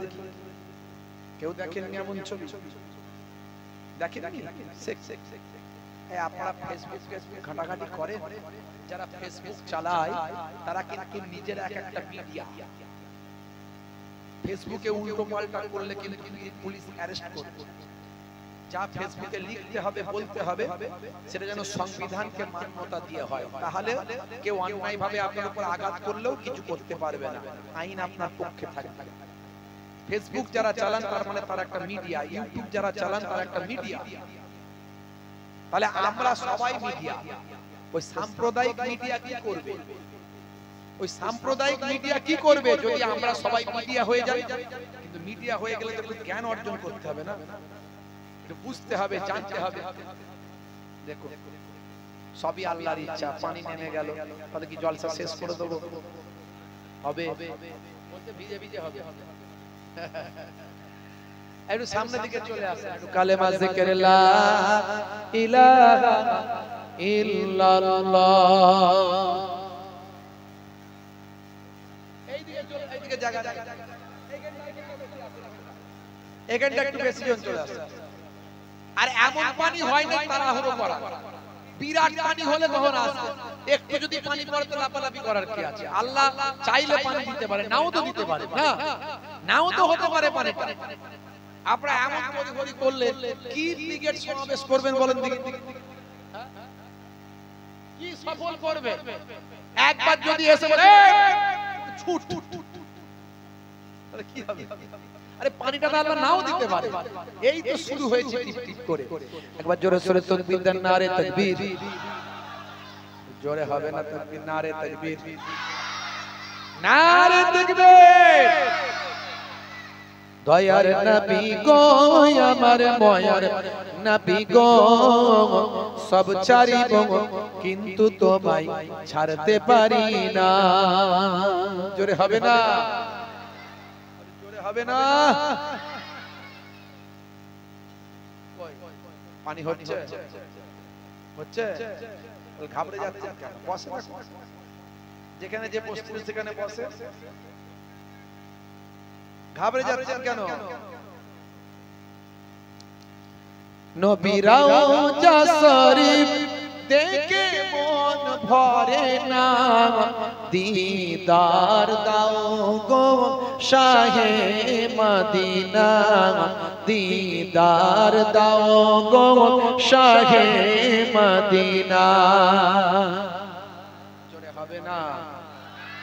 ইয়া রাসূলুল্লাহ ইয়া হাবিবাল্লাহ, ইয়া রাসূলুল্লাহ ইয়া হাবিবাল্লাহ, আরশের মেহমান করেছেন আল্লাহ, কত শান কত মান মোর কামলিওয়ালা, আরশের মেহমান করেছেন আল্লাহ, কত শান কত মান মোর কামলিওয়ালা। ও গো মদিনাওয়ালা, ও গো মদিনাওয়ালা, করো করুণা, দিদার দাও গো শাহে মদিনা, দিদার দাও গো শাহে মদিনা। নবীর রওজা শরীফ দেখে মন ভরে না, দিদার দাও গো শাহে মদিনা, দিদার দাও গো শাহে মদিনা। জোরে হবে না? নারে তাকবীর। পানি হচ্ছে? ওই চেয়ারগুলো গেল কোথায়? আছে তো? তো বসে যান। কি চেয়ার ছেড়ে দিয়ে কেউ দাঁড়িয়ে থাকে? হ্যাঁ, দরুদ শরীফ আল্লাহুম্মা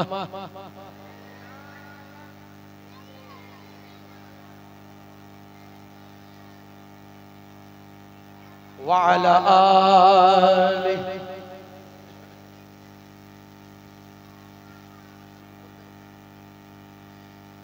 তাহলে কি কথা বলছিলাম? আপনারা দেখেন, একটু ফেসবুক ঘাটাঘাটি করবেন, সারা পৃথিবীতে কি হচ্ছে ইনস্ট্যান্ট খবরটা সেখানে পাবেন। এই মিডিয়ার লোকরা আপনাদেরকে ভুলভাল খবর দেয়, কিন্তু একদম প্র্যাকটিক্যাল কেউ একজন ক্যামেরা করেছে দিয়ে দিয়েছে ফেসবুকে, আপনি আসল তথ্যটা জানতে পারেন। তবে ফেসবুক করলে আপনি যদি কোনো খবরাখবর পোস্ট করেন, কিন্তু সেটা যেন গণতান্ত্রিক পদ্ধতিতে হয়, সংবিধানকে মান্যতা দিয়ে হয়, আইনের কথা চিন্তা করবেন, যেন কোনো ভুল তথ্য না হয়, সেই রকম মাথায় রাখবেন। আর কোনো কটূক্তি খারাপ মন্তব্য করবেন না, আর যেন সেটা কোনো সম্প্রদায়কে আঘাত না করা হয়, এই রকম ব্যাপারে আপনি প্রতিবাদ করবেন, কমেন্ট করবেন। সেটা গণতান্ত্রিক পদ্ধতিতে মার্জিত ভাষায় সঠিক তথ্যটা দিয়ে আপনার ভাষার মধ্যে থাকবে, শক্তি থাকবে ভাষার মধ্যে, সেইভাবে প্রতিবাদ করবেন, কোনো অসুবিধা নেই। তাহলে ফেসবুক যারা চালান তারা কিন্তু একটা মিডিয়া। আর একটু খোঁজ খবর রাখবেন, এখনকার আমাদের ঘরের ছেলেরা দেখবেন এই ফেসবুক ইউটিউব এগুলো জানে না, খালি সারাক্ষণ ফ্রি ফায়ার আর পাবজি জানে, খালি গুলি চালাচ্ছে, DD DD DD DD DD DD. কি রে ভাই, গুলি আর শেষ হয় না, সারা সারা রাত ধরে ফ্রি ফায়ার পাবজি চালাচ্ছে। আর কি তাস খেলছে ভাই, কি তাস খেলছে মোবাইলে, হ্যাঁ কি তাস খেলছে। আবার বলছে তাস খেললে নাকি বিরাট ইনকাম হবে। হাই রে হাই হাই হাই, মানুষকে আর মানুষ রাখবে না, পশু বানিয়ে ফেলবে। কারণ মোবাইল তো সবার পকেটে ঢুকে গেছে না, সবার কাছে মোবাইল। এই বড় মোবাইল এখনকার যুগে বুড়ো হাবরা মানুষগুলো ছাড়া সবার কাছে মোবাইল। আর এই মোবাইলে রাত দিন আপনি একটা ফোন করবেন, ফোন লাগাচ্ছেন, সেখানে আম্বানি বেরিয়ে পড়লো, বেরিয়ে বলছে আমার ছেলে অনন্ত আম্বানির বিয়ের খুশিতে আমি তোমাদেরকে একটা খেলা দিচ্ছি, গেম, অ্যাবটো গেম, অ্যাবটো। সেই গেমটা খেললে কি হবে? বলে 10-20 হাজার টাকা ইনকাম করো। আরে কত ইনকাম করবে? ইনকাম করে শেষ করতে পারবে না, হাজার হাজার টাকা ইনকাম হবে। আর শেষে আস্তে করে বলে দিচ্ছে তবে কিন্তু রিস্ক আছে, একটু বুঝে সুঝে খেলবে। আর ওইখানেই সবাইকে ফকির বানাবে। আচ্ছা ভাই, ওর কি টাকার কি কাজ আছে নাকি যে খেললি পয়সা দিবে?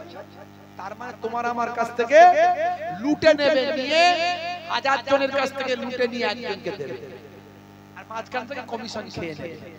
এই খেলে খেলে ছেলেরা পাগল হয়ে যাচ্ছে। কখনো শাহরুখ খান এসে বলছে গেম খেলো, কখনো সালমান খান বেরিয়ে বলছে গেম খেলো, কখনো আপনার কি বলে আদানি বেরিয়ে বলছে গেম খেলো, কখনো অনন্ত আম্বানি বেরিয়ে বলছে গেম খেলো, কখনো নীতা আম্বানি বলছে গেম খেলো, কখনো আবার ভদ্রলোক সচিন টেন্ডুলকারের মতো মানুষ সেও বলছে গেম খেলো, কখনো আবার অমিতাভ বচ্চন মোটা গলা নিয়ে বলছে হাম ভি খেলতে हैं। খেয়ে দে কাজ নাই, ও খেলতে हैं।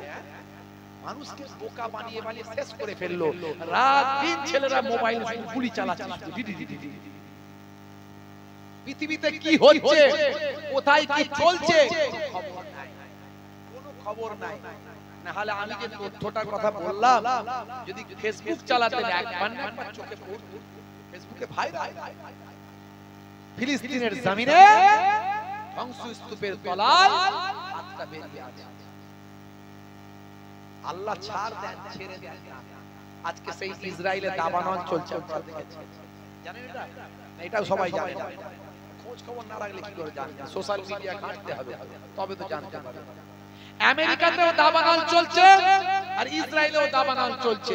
কিছুদিন আগে যে মায়ানমার রোহিঙ্গা মুসলমানদের মেরে মেরে শেষ করে দিয়েছিল, আজও 10 লক্ষ রোহিঙ্গা বাংলাদেশে তাবু করে আছে, কত কষ্ট করে বাচ্চা কাচ্চা নিয়ে।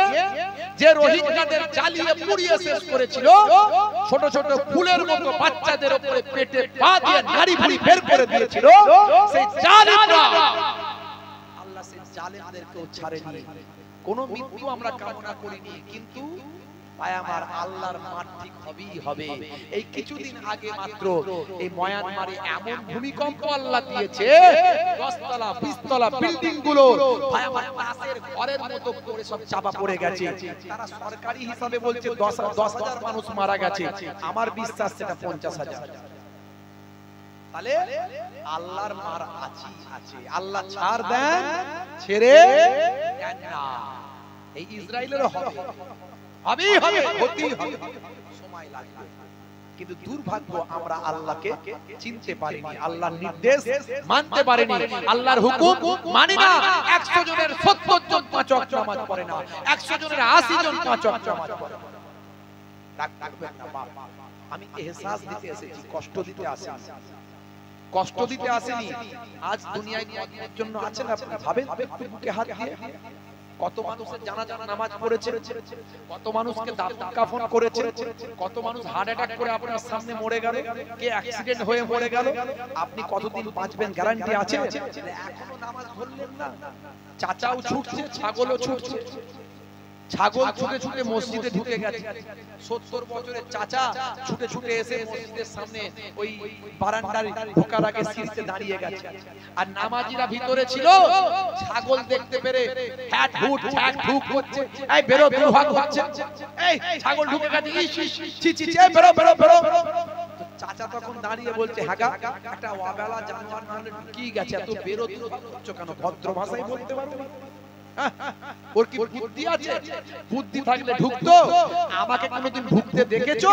মানে চাচার অনেক বুদ্ধি, কোনোদিন মসজিদে ঢোকে। 60 বছর বয়স হয়ে গেছে। ভারতবর্ষের মানুষের গড় বয়স হলো 50 থেকে 60 গড় বয়স। আপনার যদি বয়স 60 বছর হয়ে গেছে, মানে আপনার আয়ু শেষ। এবারে আপনি যে বেঁচে আছেন, তার মানে এক্সট্রা টাইম খেলছেন। আর এক্সট্রা টাইম যখন ক্রিকেটে খেলতে দেয়া হয়, তখন বলে ফ্রি হিট মেরে ছক্কা মারা চাই, খালি ফ্রি হিট মারো। তা আপনি ফ্রি হিট কটা মারতে পেরেছেন? আপনি এক্সট্রা টাইম বেঁচে আছেন, মানে আপনার দায়িত্ব হলো সর্বদা নামাজ রোজা করা, ফ্রি হিটে ছক্কা মারা। আপনি বেঁচে আছেন মানে সৌভাগ্য। ভারতবর্ষের মানুষের গড় বয়স হলো 50 থেকে 60, আর আপনার বয়স 70। আপনি 10 বছর ফ্রি হিটে খেলছেন, কিন্তু কতটা রান করলেন? কিছুই করতে পারলেন না, জিরো। হায় হায় হায় হায় হায়, রাগ করবেন না বাপ, দুঃখ নেবেন না বাপ, কষ্ট দিতে আসি। আজ বেঁচে আছি মুহিবুল্লাহ হুসাইনি, একদিন শুনবেন মরে গেছে, সব খেল খাতাম, সব খেল খাতাম। এত লাফালাফির কোনো দরকার নাই, ভালো মানুষ হয়ে যায়, ভালোভাবে জীবন যাপন করি। মানুষ মরে গেলেও আল্লাহর দরবারে যেমন কামিয়াবি পাবে, দুনিয়ার মানুষ অনেকদিন তাকে মনে রাখবে, হ্যাঁ রে বাবু লোকটা ভালো লাগছে। হে তরুণ যুবকেরা, আমি আপনাদের বলি, আমার মোবাইলের ছবিটা আছে, ইন্টারনেটে ভাইরাল হয়েছে, ধ্বংসস্তূপের তলায় মানুষটা চাপা পড়ে আছে। এখনো পর্যন্ত ফিলিস্তিনের জমিনে হাজার হাজার মানুষ ধ্বংসস্তূপের তলায় চাপা পড়ে পড়ে আছে। বন্ধুরা আমার, মাটি সরিয়ে তাদেরকে বের করে কবরে ঢোকানোর মতো পজিশন নাই। কারণ যে ভাই আমার যন্ত্রগুলো দিয়ে, যে ভাই আমার ওই সমস্ত বুলডোজার গুলো দিয়ে, যে ট্রাক্টর দিয়ে মাটি সরিয়ে বের করার কাজ হচ্ছিল, জালেম ইসরায়েলের ওই ইহুদি সরকার নেতাইয়াহুরা, সেই বাবা তাদের সৈন্যরা জালেমরা সেই ট্রাক্টর, সেই বুলডোজারের উপর বোমা নিক্ষেপ করে সেগুলো ধ্বংস করে দিয়েছে। পৃথিবীর সমস্ত কিছু থেকে তাদেরকে বয়কট করে দিয়েছে। পৃথিবীর একটা বিশাল বড় একটা জেলখানায় পরিণত করেছে।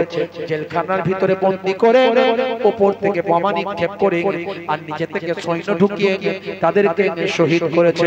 ভাই আমার, দোস্ত আমার, হে তরুণ যুবকেরা, এই ফিলিস্তিনের মানুষগুলো স্বাধীনতার যুদ্ধ করছে, তাদের স্বাধীনতার জন্য লড়াই করছে, তাদের মাতৃভূমি রক্ষার জন্য লড়াই করছে, তাদের মসজিদ বাইতুল মুকাদ্দাস আল্লাহর ঘরের জন্য তারা লড়াই করছে।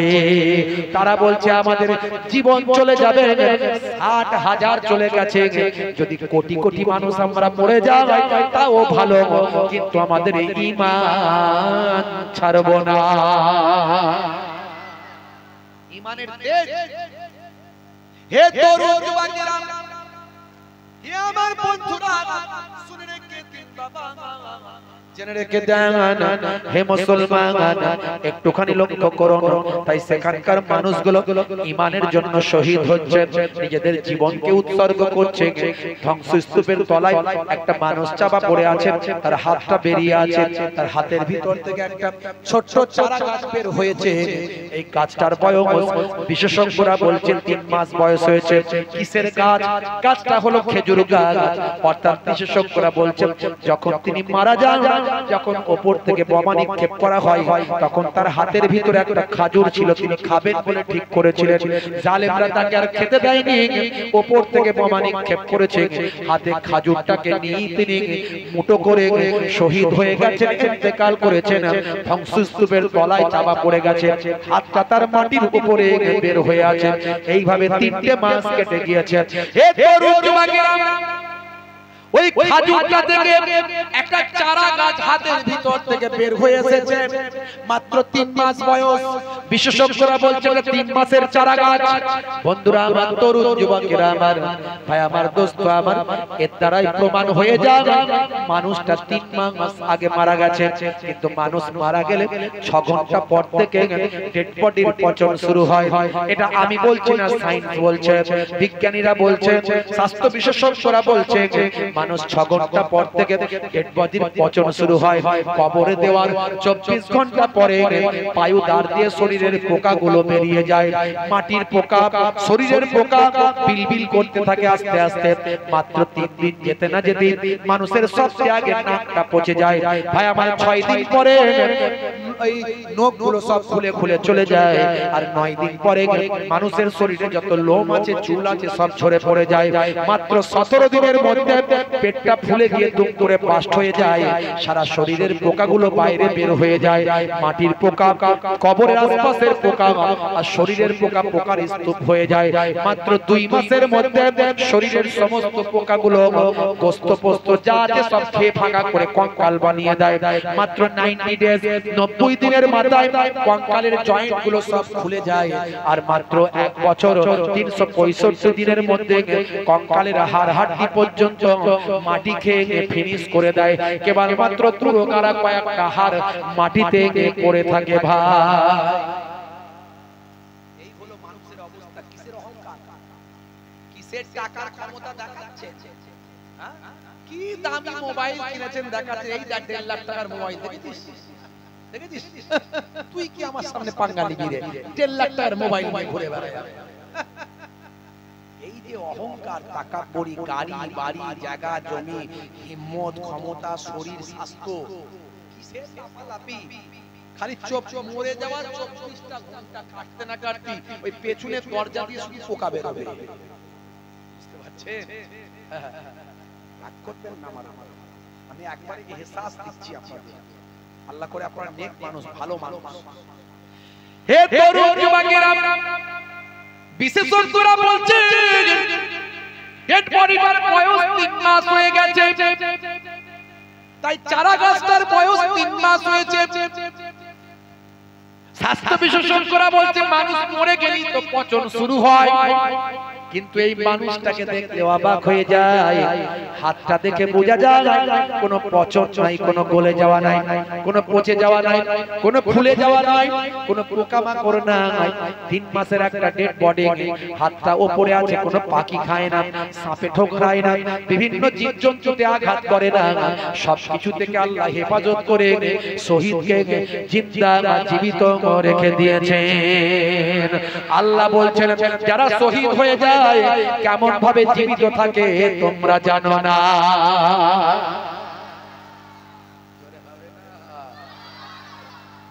আমি বাস্তব উদাহরণ দুটো দিলাম, বাস্তব উদাহরণ দিলাম। বুঝতে পারছেন ভাইরা আমার, তরুণ যুবকেরা, মুরব্বিয়ানেরা আমার, আমি আপনাদের মাঝখানে বলবো ঈমানদার হতে হবে। এরা হলো ঈমানদার। অনেক অনেক রাত বেশি করব না, আর নামাজটা ছেড়ে দেবেন, নামাজ ছেড়ে দেবেন না। নামাজের সময় হলি নামাজটা আপনি পড়ুন, নামাজের ওয়াক্ত হলি মসজিদে আজান হলে জামাতে যান। আমার দাদা জান বিন্নাগরি হুজুর পীর কেবলা বলতেন, বাবা 5 ওয়াক্ত নামাজ পড়তে 12 মিনিট করে সময় দিলে 1 ঘন্টায় 5 ওয়াক্ত নামাজ পড়া হয়। নানা জান ছোট হুজুর কেবলা বলতেন, কি দিয়ে বোঝাও বাবা? ছোড়া আর কোদাল দিয়ে বোঝালে বুঝবে বাবা? হ্যাঁ, নামাজ ছেড়ে দিয়েছো। নামাজের মধ্যে তো সবকিছু, নামাজের মধ্যে যা চাইবে তাই পাবে। একদিন, 2 দিন, 5 দিন, 1 সপ্তাহ, 2 সপ্তাহ তুমি আল্লাহর কাছে চাও, অন্তর থেকে যখন চেয়ে ফেলবে, যখন সেটা তোমার নাটক থাকবে না, অরিজিনাল থাকবে, তখনই আল্লাহর দরবারে কবুল হয়ে যাবে। তুমি নামাজে গিয়ে সিজদায় পড়ে পড়ে হায়াত দারাজের জন্য দোয়া চেয়েছো, সবাই বাঁচতে চায়। এখানে যারা আছি আমরা সবাই বাঁচতে চাই। কেউ কি মরতে চায়? যদি বলা হয় কালকে তোমাকে গুলি করব তুমি মরে যাবে, আপনি কি মরতে চাইবেন? না আমি মরতে চাই। সবাই বলে পারে পালিয়ে যাবো এখান থেকে, গুলি খাবো মানে, মরবো মানে। মরতে কেউ চায় না, কিন্তু মৃত্যু থেকে বাঁচতে গেলে কি করতে হবে কেউ কি খবর পেয়েছি? জানি খবর জানি না। আমি আপনাদের বলে যাচ্ছি, একটা ছোট্ট কাজ করবেন।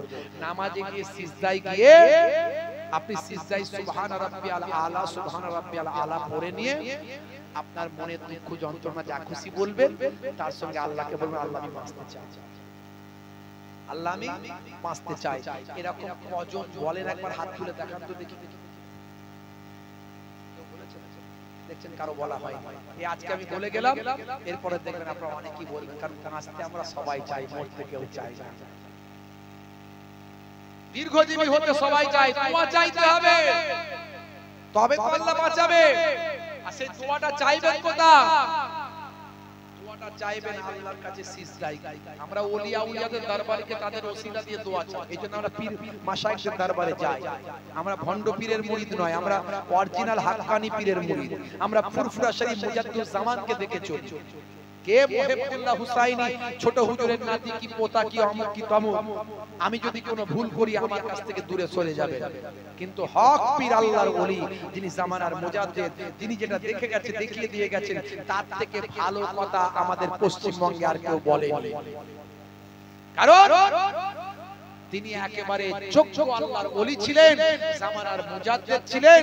তিনি ছোটখাটো আলেম ছিলেন না, সিয়াসিত্তার হাদিসের জ্ঞান তো তার ছিলই। মদিনা শরীফ থেকে 40টা হাদিসের জ্ঞান, 40টা হাদিস ভাই আমার সানাদ শেষ করে 40টা হাদিসের জ্ঞান অর্জন করে তিনি বাংলার জমিনে এসে বাংলার মানুষকে হেদায়েত করেছিলেন। কে কি মোল্লা মৌলবী বললো অত জানি না, দাদা হুজুর যেটা বলেছেন সেটা মানবো। হ্যাঁ ওই হুজুর খারাপ, ওই হুজুর খারাপ, ওই বক্তা খারাপ, ওই মাওলানা খারাপ, ও খারাপগুলোকে আমরা মানি না, খারাপগুলোকে আমরা মানি না, যেগুলো ভালো সেগুলোকে মানি। আর আমরা দাদা হুজুর পীর কেবলাকে চিনি। জোরে বলুন সুবহানাল্লাহ। দাদা হুজুর পীর কেবলা নামাজ পড়ে দাদা হুজুর হয়েছে, নামাজ ছেড়ে দিয়ে নয়। দাদা হুজুর পীর কেবলা অনেক বেশি ইবাদত করেছিলেন, অনেক বেশি তাকওয়াওয়ালা ছিলেন। হুজুরকে মশা কামড়েছে, মশা দরবারে বসে আছে, মশা কামড়েছে, টুকটুকে শরীর লাল হয়ে গেছে, লাল হয়ে গেছে। একজন মুরিদ এসে বলছে, হুজুর আহা আমার পীরের গায়ে এত মশা কামড়েছে, হুজুর বেয়াদবি নেবেন না, যদি আপনি অনুমতি দেন তাহলে তালতলার হাট থেকে একটা মশারি কিনে এনে আপনাকে দেব। হুজুর হয়ে গেল লাল হয়ে গেল, রেগে লাল হয়ে গেল। আমার পীরের প্রতি এত দরদ বাবা, পীরের গায়ে মশা কামড়েছে, তোমার কষ্ট হচ্ছে, আর আমার কওমটাকে, আমার কওমটাকে, আমার সমাজটাকে জাহেলিয়াত মূর্খতার মশা কামড়ে কামড়ে, মূর্খতার মশা কামড়ে কামড়ে আমার কওমটাকে শেষ করে দিচ্ছে। কই তোমার তো সেখানে দরদ না, একটা কথা বলনি? যাও, যে টাকাটা দিয়ে তুমি আমাকে মশারি কিনে দিতে, সেই টাকাটা দিয়ে আমার কওমকে বাঁচানোর জন্য আমার টাইটেল মাদ্রাসায় দিয়ে দাও। এই হলো আমাদের দাদা হুজুর, বুঝতে পারছেন? লাল নোট না দিলে মুসাওয়া হবে না, এরকম ব্যাপার না। লাল নোট না দিলে মুসাওয়া হবে না, এরকম ব্যাপার নয়। অরিজিনাল পীর ছিলেন, আমরা অরিজিনাল পীরের মুরিদ, আমরা ভণ্ড পীরের নয়। আমরা পীরের কাছে সিজদা করি না, হাজত মান্নত করি না, পীরকে বলি না বাবা পীর রক্ষা করো। আমরা পীরকে একটা মাধ্যম হিসাবে, আল্লাহ চেনার মাধ্যম হিসাবে মনে করি। ভাইরা আমার, তরুণ যুবকেরা আমার, মুরব্বিয়ানেরা আমার, সেই দাদা হুজুর নামাজ ছেড়ে দিয়ে দাদা হুজুর হননি, আল্লাহর ওলি হয়নি। তাই যুবকেরা নামাজ ছেড়ে দেবেন না, 5 ওয়াক্ত নামাজি হয়ে যাবেন। হে তরুণ যুবকেরা, ইবাদতগুলোর মধ্যে সবচেয়ে বড় ইবাদত হলো নামাজ। আফজালুল ইবাদাত ইবাদাতুস সালাত, সেই নামাজ ছেড়ে দেবেন না। নামাজের মধ্যে সবকিছু চাইবেন পাবেন। আমার আল্লাহ জানিয়ে দিয়েছেন, ইন্নাস সালাতা তানহা আনিল ফাহশাই ওয়াল মুনকার, নামাজ তোমাকে অশ্লীলতা অন্যায় থেকে দূরে সরিয়ে দেবে। হে তরুণ যুবকেরা, জামাতে নামাজটা পড়বেন। মাত্র 1 ঘন্টা সময় নামাজের জন্য দেন।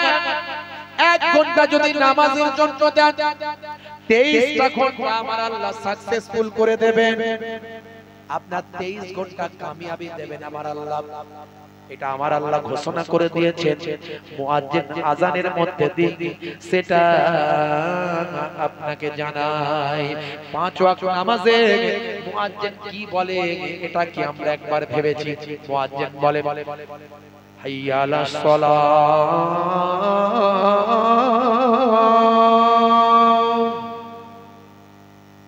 মানে এসো নামাজের দিকে এসো। আপনি জিজ্ঞাসা করছেন মুয়াজ্জিন নামাজে গেলে কি হবে? আল্লাহ বলছেন, হে মুয়াজ্জিন বলে দাও নামাজে গেলে কি হবে। মুয়াজ্জিন আবার বলছে, আপনাকে কি বলছে? হাইয়া আলাল ফালাহ।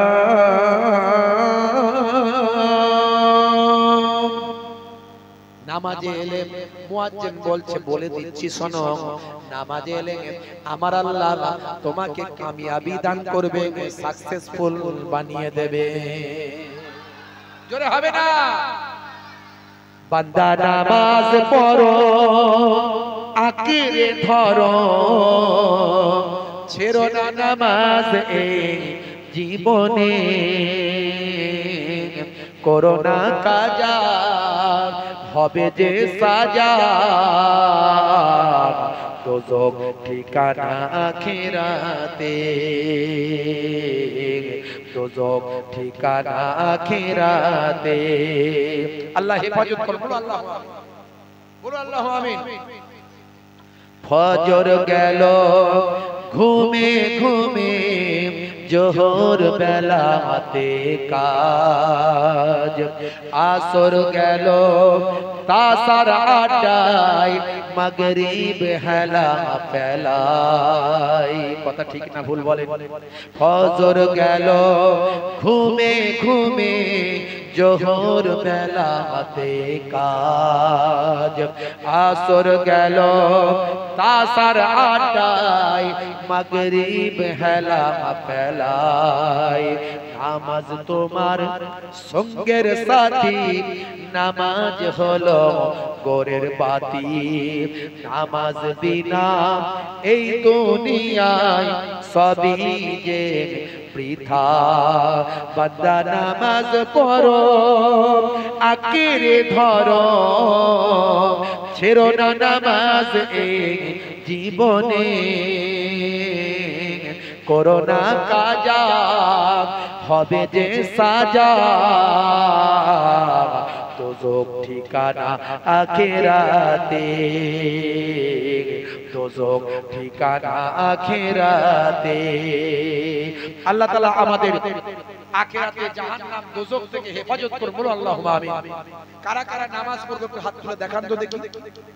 কারা কারা নামাজ পড়বেন একটু হাত তুলে দেখান। আচ্ছা, হার্ট অ্যাটাক হতে পারে না পারে, ক্যান্সার হতে পারে না পারে, তাহলে হাত তুলছেন না কেন? যারা কি হাত তুলবেন তারা নামাজ পড়বেন না নাকি? ঠিক করে নিজের নামাজ আমি পড়বো না, বাপের কালে, বাপের কালে আমি নামাজ পড়বো না নাকি? হাত তুলেন। হাত তুলছেন না, নামাজ পড়বেন না?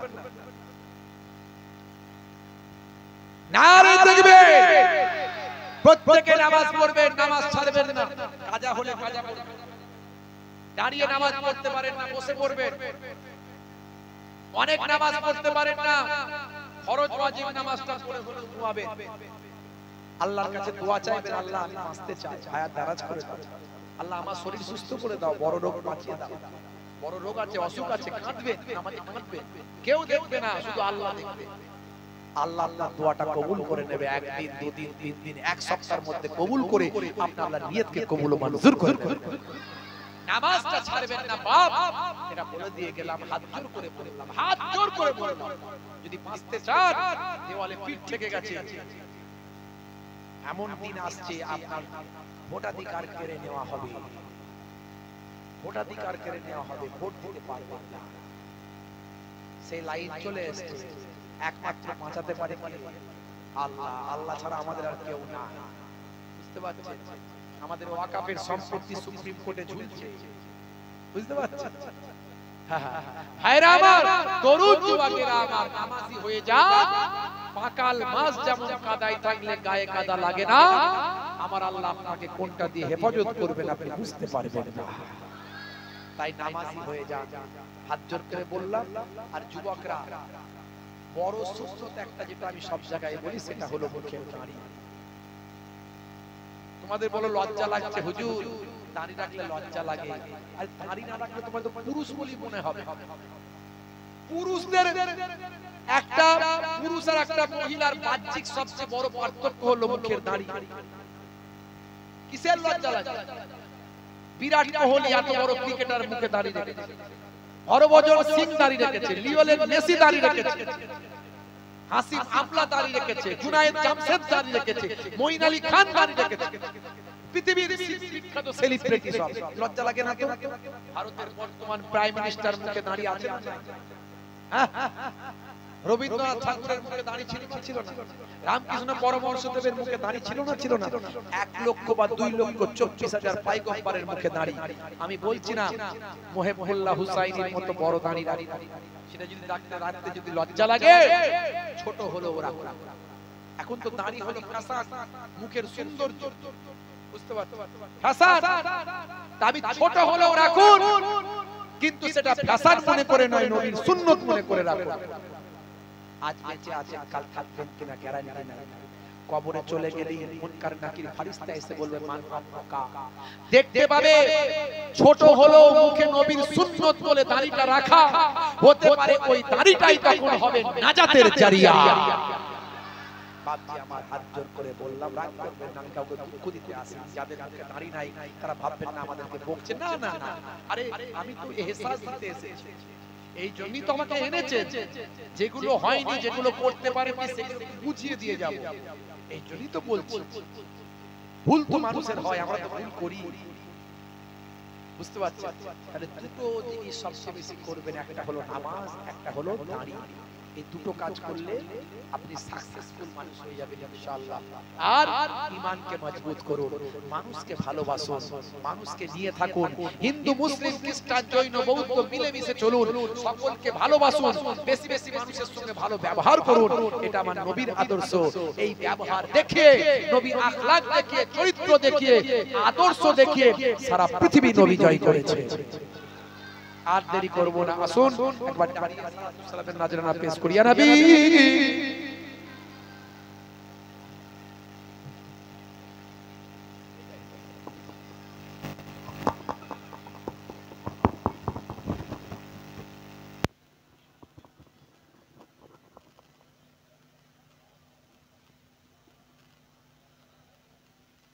आज है ईद ए मुबारक,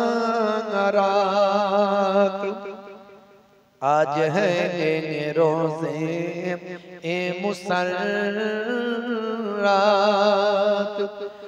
आज है वक्त बिलादत, आज है मिलाद हाज़रात।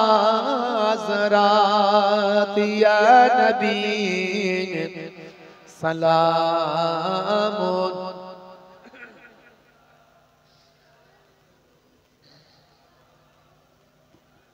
या हबीब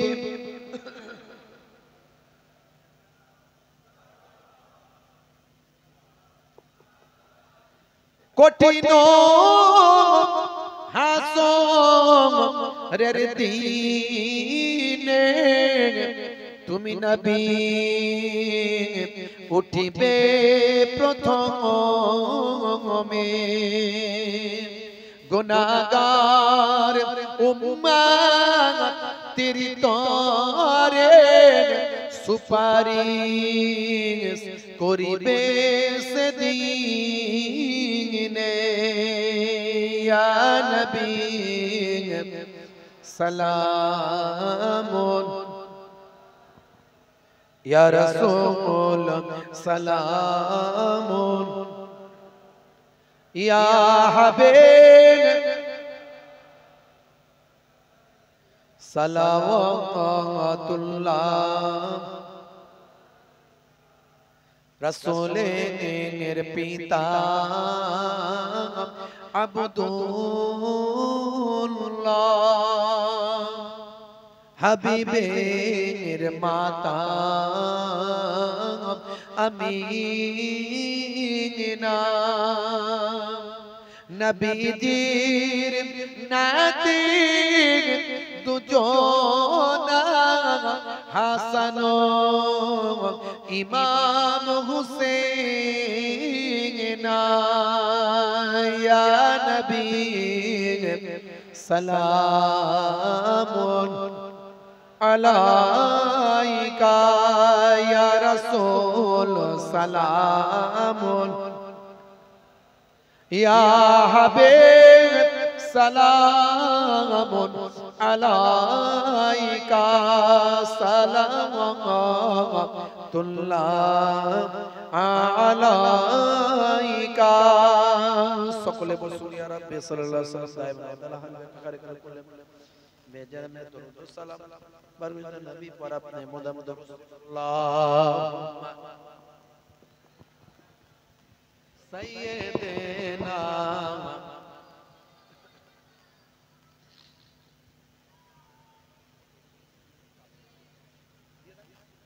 তাওয়ারুক দেয়া শুরু করুন। প্রত্যেকে তিনবার সূরা ফাতিহা আলহামদুলিল্লাহ শরীফ, তিনবার সূরা ইখলাস কুল হুয়াল্লাহু শরীফ, তিনবার দরুদ শরীফ পাক তেলাওয়াত করেন। আখিরি মোনাজাত হবে। মায়েরা বোনেরা চারটে ভালো কাজ করবেন, 5 ওয়াক্ত নামাজটা পড়বেন, বছরে 1 মাস রমজানের রোজাটা রাখবেন, স্বামীর খেদমত দেখাশোনা করবেন, স্বামী যেন আপনার উপর নারাজ না থাকে। আর বাইরে যখন বেরোবেন একটু গায়ে হাতে মোটা কাপড় দিয়ে একটু পর্দা হেফাজতের মধ্যে চলবেন। এই চারটে কাজ করলে আটটা জান্নাতের দরজা আল্লাহ খুলে দিয়ে বলবেন যেটা দিয়ে ইচ্ছা জান্নাতে যাও। ভাববেন না যে নারীদের অসম্মান করা হলো, কারণ নারীদের সম্মান সবচেয়ে বেশি ইসলামে দেয়া হয়েছে। প্রত্যেক সন্তান সন্ততিকে আল্লাহ রাব্বুল আলামিন জানিয়েছেন, নবী বলেছেন, হে দুনিয়ার ছেলেরা তোমরা তোমাদের মায়ের সেবা করো, কারণ মায়ের পায়ের তলায় সন্তানের জান্নাত। তাহলে নারীদের অসম্মান করা হয়নি, বরং যেটা যখন যেভাবে প্রয়োজন তখন সেটা সেভাবে বলা হয়েছে। তাই চারটে ভালো কাজ মায়েরা বোনেরা করবেন।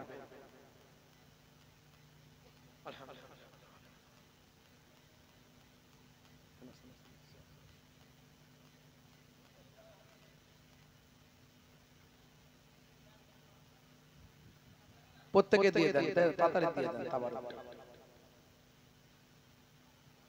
আলহামদুলিল্লাহ।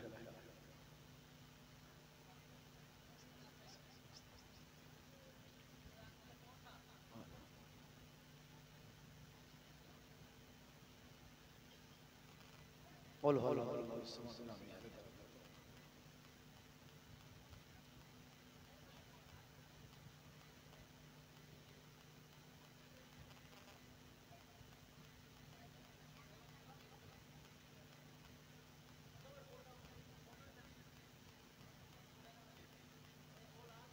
একবার আমার সঙ্গে তওবা ইস্তেগফার করেন, সকলে বলেন আস্তাগফিরুল্লাহ রাব্বি মিন কুল্লি জামবি ওয়া আতুবু ইলাইহি লা হাওলা ওয়ালা কুওয়াতা ইল্লা বিল্লাহিল আলিউল আযীম।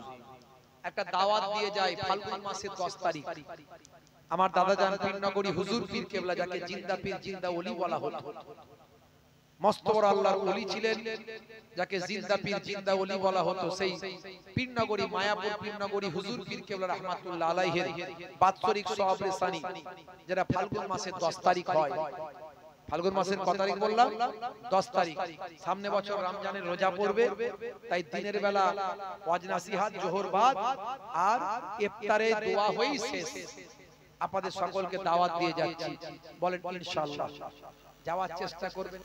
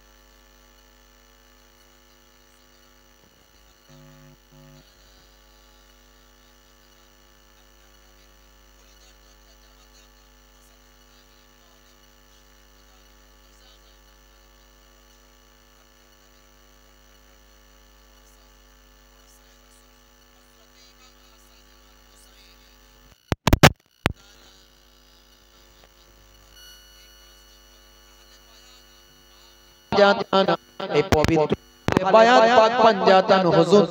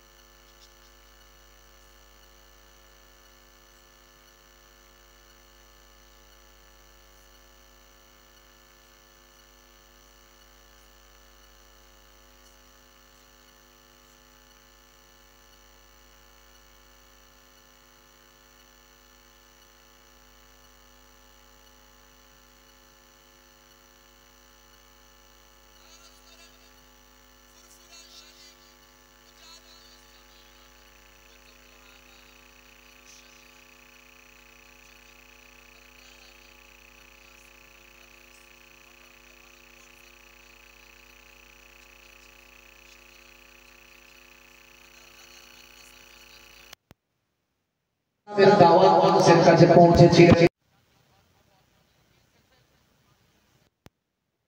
জায়গা করেছিলেন সেই সকলের দাদা হুজুর আমার পন্ডাদান হুজুরের রূপাকে এ সওয়াব খানা পৌঁছে দিন।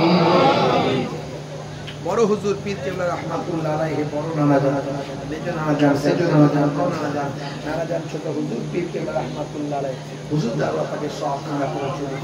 খাস করে আমার পূর্বপুরুষরা আহলে বায়াতের খানদান ছিলেন ইরানের কেরমান থেকে পরিসংখ্যা হয়ে পীরনগর হরিপুরা দরবার শরীফ খাস করে কর্তব্য জানতেন হযরত পীর সৈয়দ ওসমান আলী কেরমানি আল হাসানি ওয়াল হুসাইনি পর্দা জান হুজুরের রূপাকে এ সওয়াব খানা পৌঁছে দিন। তারা জান পীরনগরী হুজুর পীর কেবলা রাহমাতুল্লাহ আলাইহি হুজুরের রূপাকে এ সওয়াব খানা পৌঁছে দিন। তারা জানেন দ্বিতীয় বাড়ি আমার হরিপুরা দরবার শরীফ হরিপুরা দরবার শরীফের আশেপাশে যত আপনার নেক বান্দা ওলিয়া ওলিয়ারা আরাম ফরমাচ্ছেন প্রত্যেকের আরওয়া পাকে এ সওয়াব খানা পৌঁছে দিন। খাস করে আমরা যারা এখানে হাজিরা দিয়েছি আমাদের কারো জনম দুঃখী বাপ জনম দুঃখী মা দাদা কবরে দাদি কবরে এই করোলা সন্তলপাড়া এলাকায় আজকে আমরা উপস্থিত হয়েছি যে যেখান থেকে করোলা এলাকার মানুষরা উপস্থিত হয়েছে আমাদের বাপকুল মাকুল শ্বশুরকুল শাশুড়িকুলে এই সব খানা পৌঁছে দিন। ইমানদার মাথায় কবরগুলো গোলাপ ফুলের বাগান বানিয়ে দিন। রূহগুলোকে ইল্লিনের উচ্চ মাকামে অধিষ্ঠিত করে দিন। এই গ্রামের উপর রহমত করুন, এই গ্রামের উপর বরকত দান করুন, প্রত্যেকের রুজি রুটি ইনকামে বরকত দিন। আমার মায়েরা বোনেরা আমিন আমিন করে দোয়া চাই। মা বোনেদের শরীরকে সুস্থ রেখে দিন, হায়াতকে দারাজ করে দিন, শরীরকে সুস্থ বানিয়ে দিন। আয় আমার আল্লাহ, আয় আমার মাবুদ, ছোট ছোট বাচ্চারা যারা আছে শিক্ষায় দীক্ষায় পড়াশোনায় উন্নতি করার তৌফিক দিন। প্রত্যেকের রুজি রুটি বরকত দান করুন, মালে মালামাল করে দিন, সম্পদে বরকত দিন। দিদারে কাবা দিদারে মদিনার মেহমান বানিয়ে দিন। যেটা কথাটা বস্তু বানাতে উদ্ধার করে বস্তু তৌফিক দিন। লিঙ্ক ছেড়ে দান করুন, বিপদ আপদ মুসিবত থেকে হেফাজত করুন। জালেমদের জুলুম থেকে হিংসুকের হিংসা থেকে নির্বিঘ্নে নির্দা থেকে ঈমানদারদের জান মাল ইজ্জত আব্রুকে হেফাজত করুন। মুসলমানের ভালো করুন, হিন্দু ভাইদের ভালো করুন, খ্রিস্টান জৈন বৌদ্ধদের ভালো করুন, সারা পৃথিবীর মানুষের ভালো করুন। সারা পৃথিবীর মানুষকে আপনাকে আপনার রাসূলকে চেনার তৌফিক দান করুন।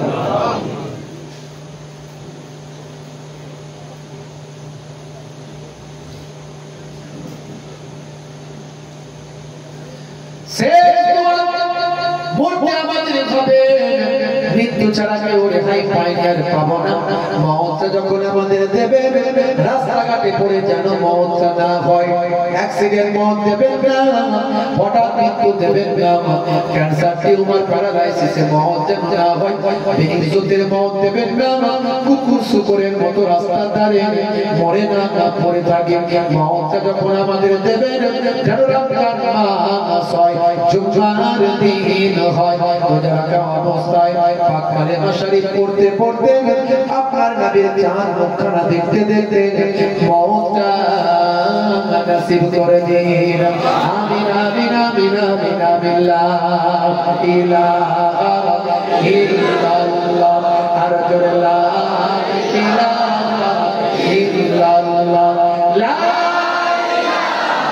ইলাহা ইল্লাল্লাহ মুহাম্মাদুর রাসূলুল্লাহ সাল্লাল্লাহু আলাইহি ওয়াসাল্লাম। প্রত্যেকের মহব্বতে সালাত দিই। আসসালামু আলাইকুম। আপনারা করে আমাকে সালাত দেন। ওয়া আলাইকুম আসসালাম ওয়া রাহমাতুল্লাহি ওয়া বারাকাতুহু।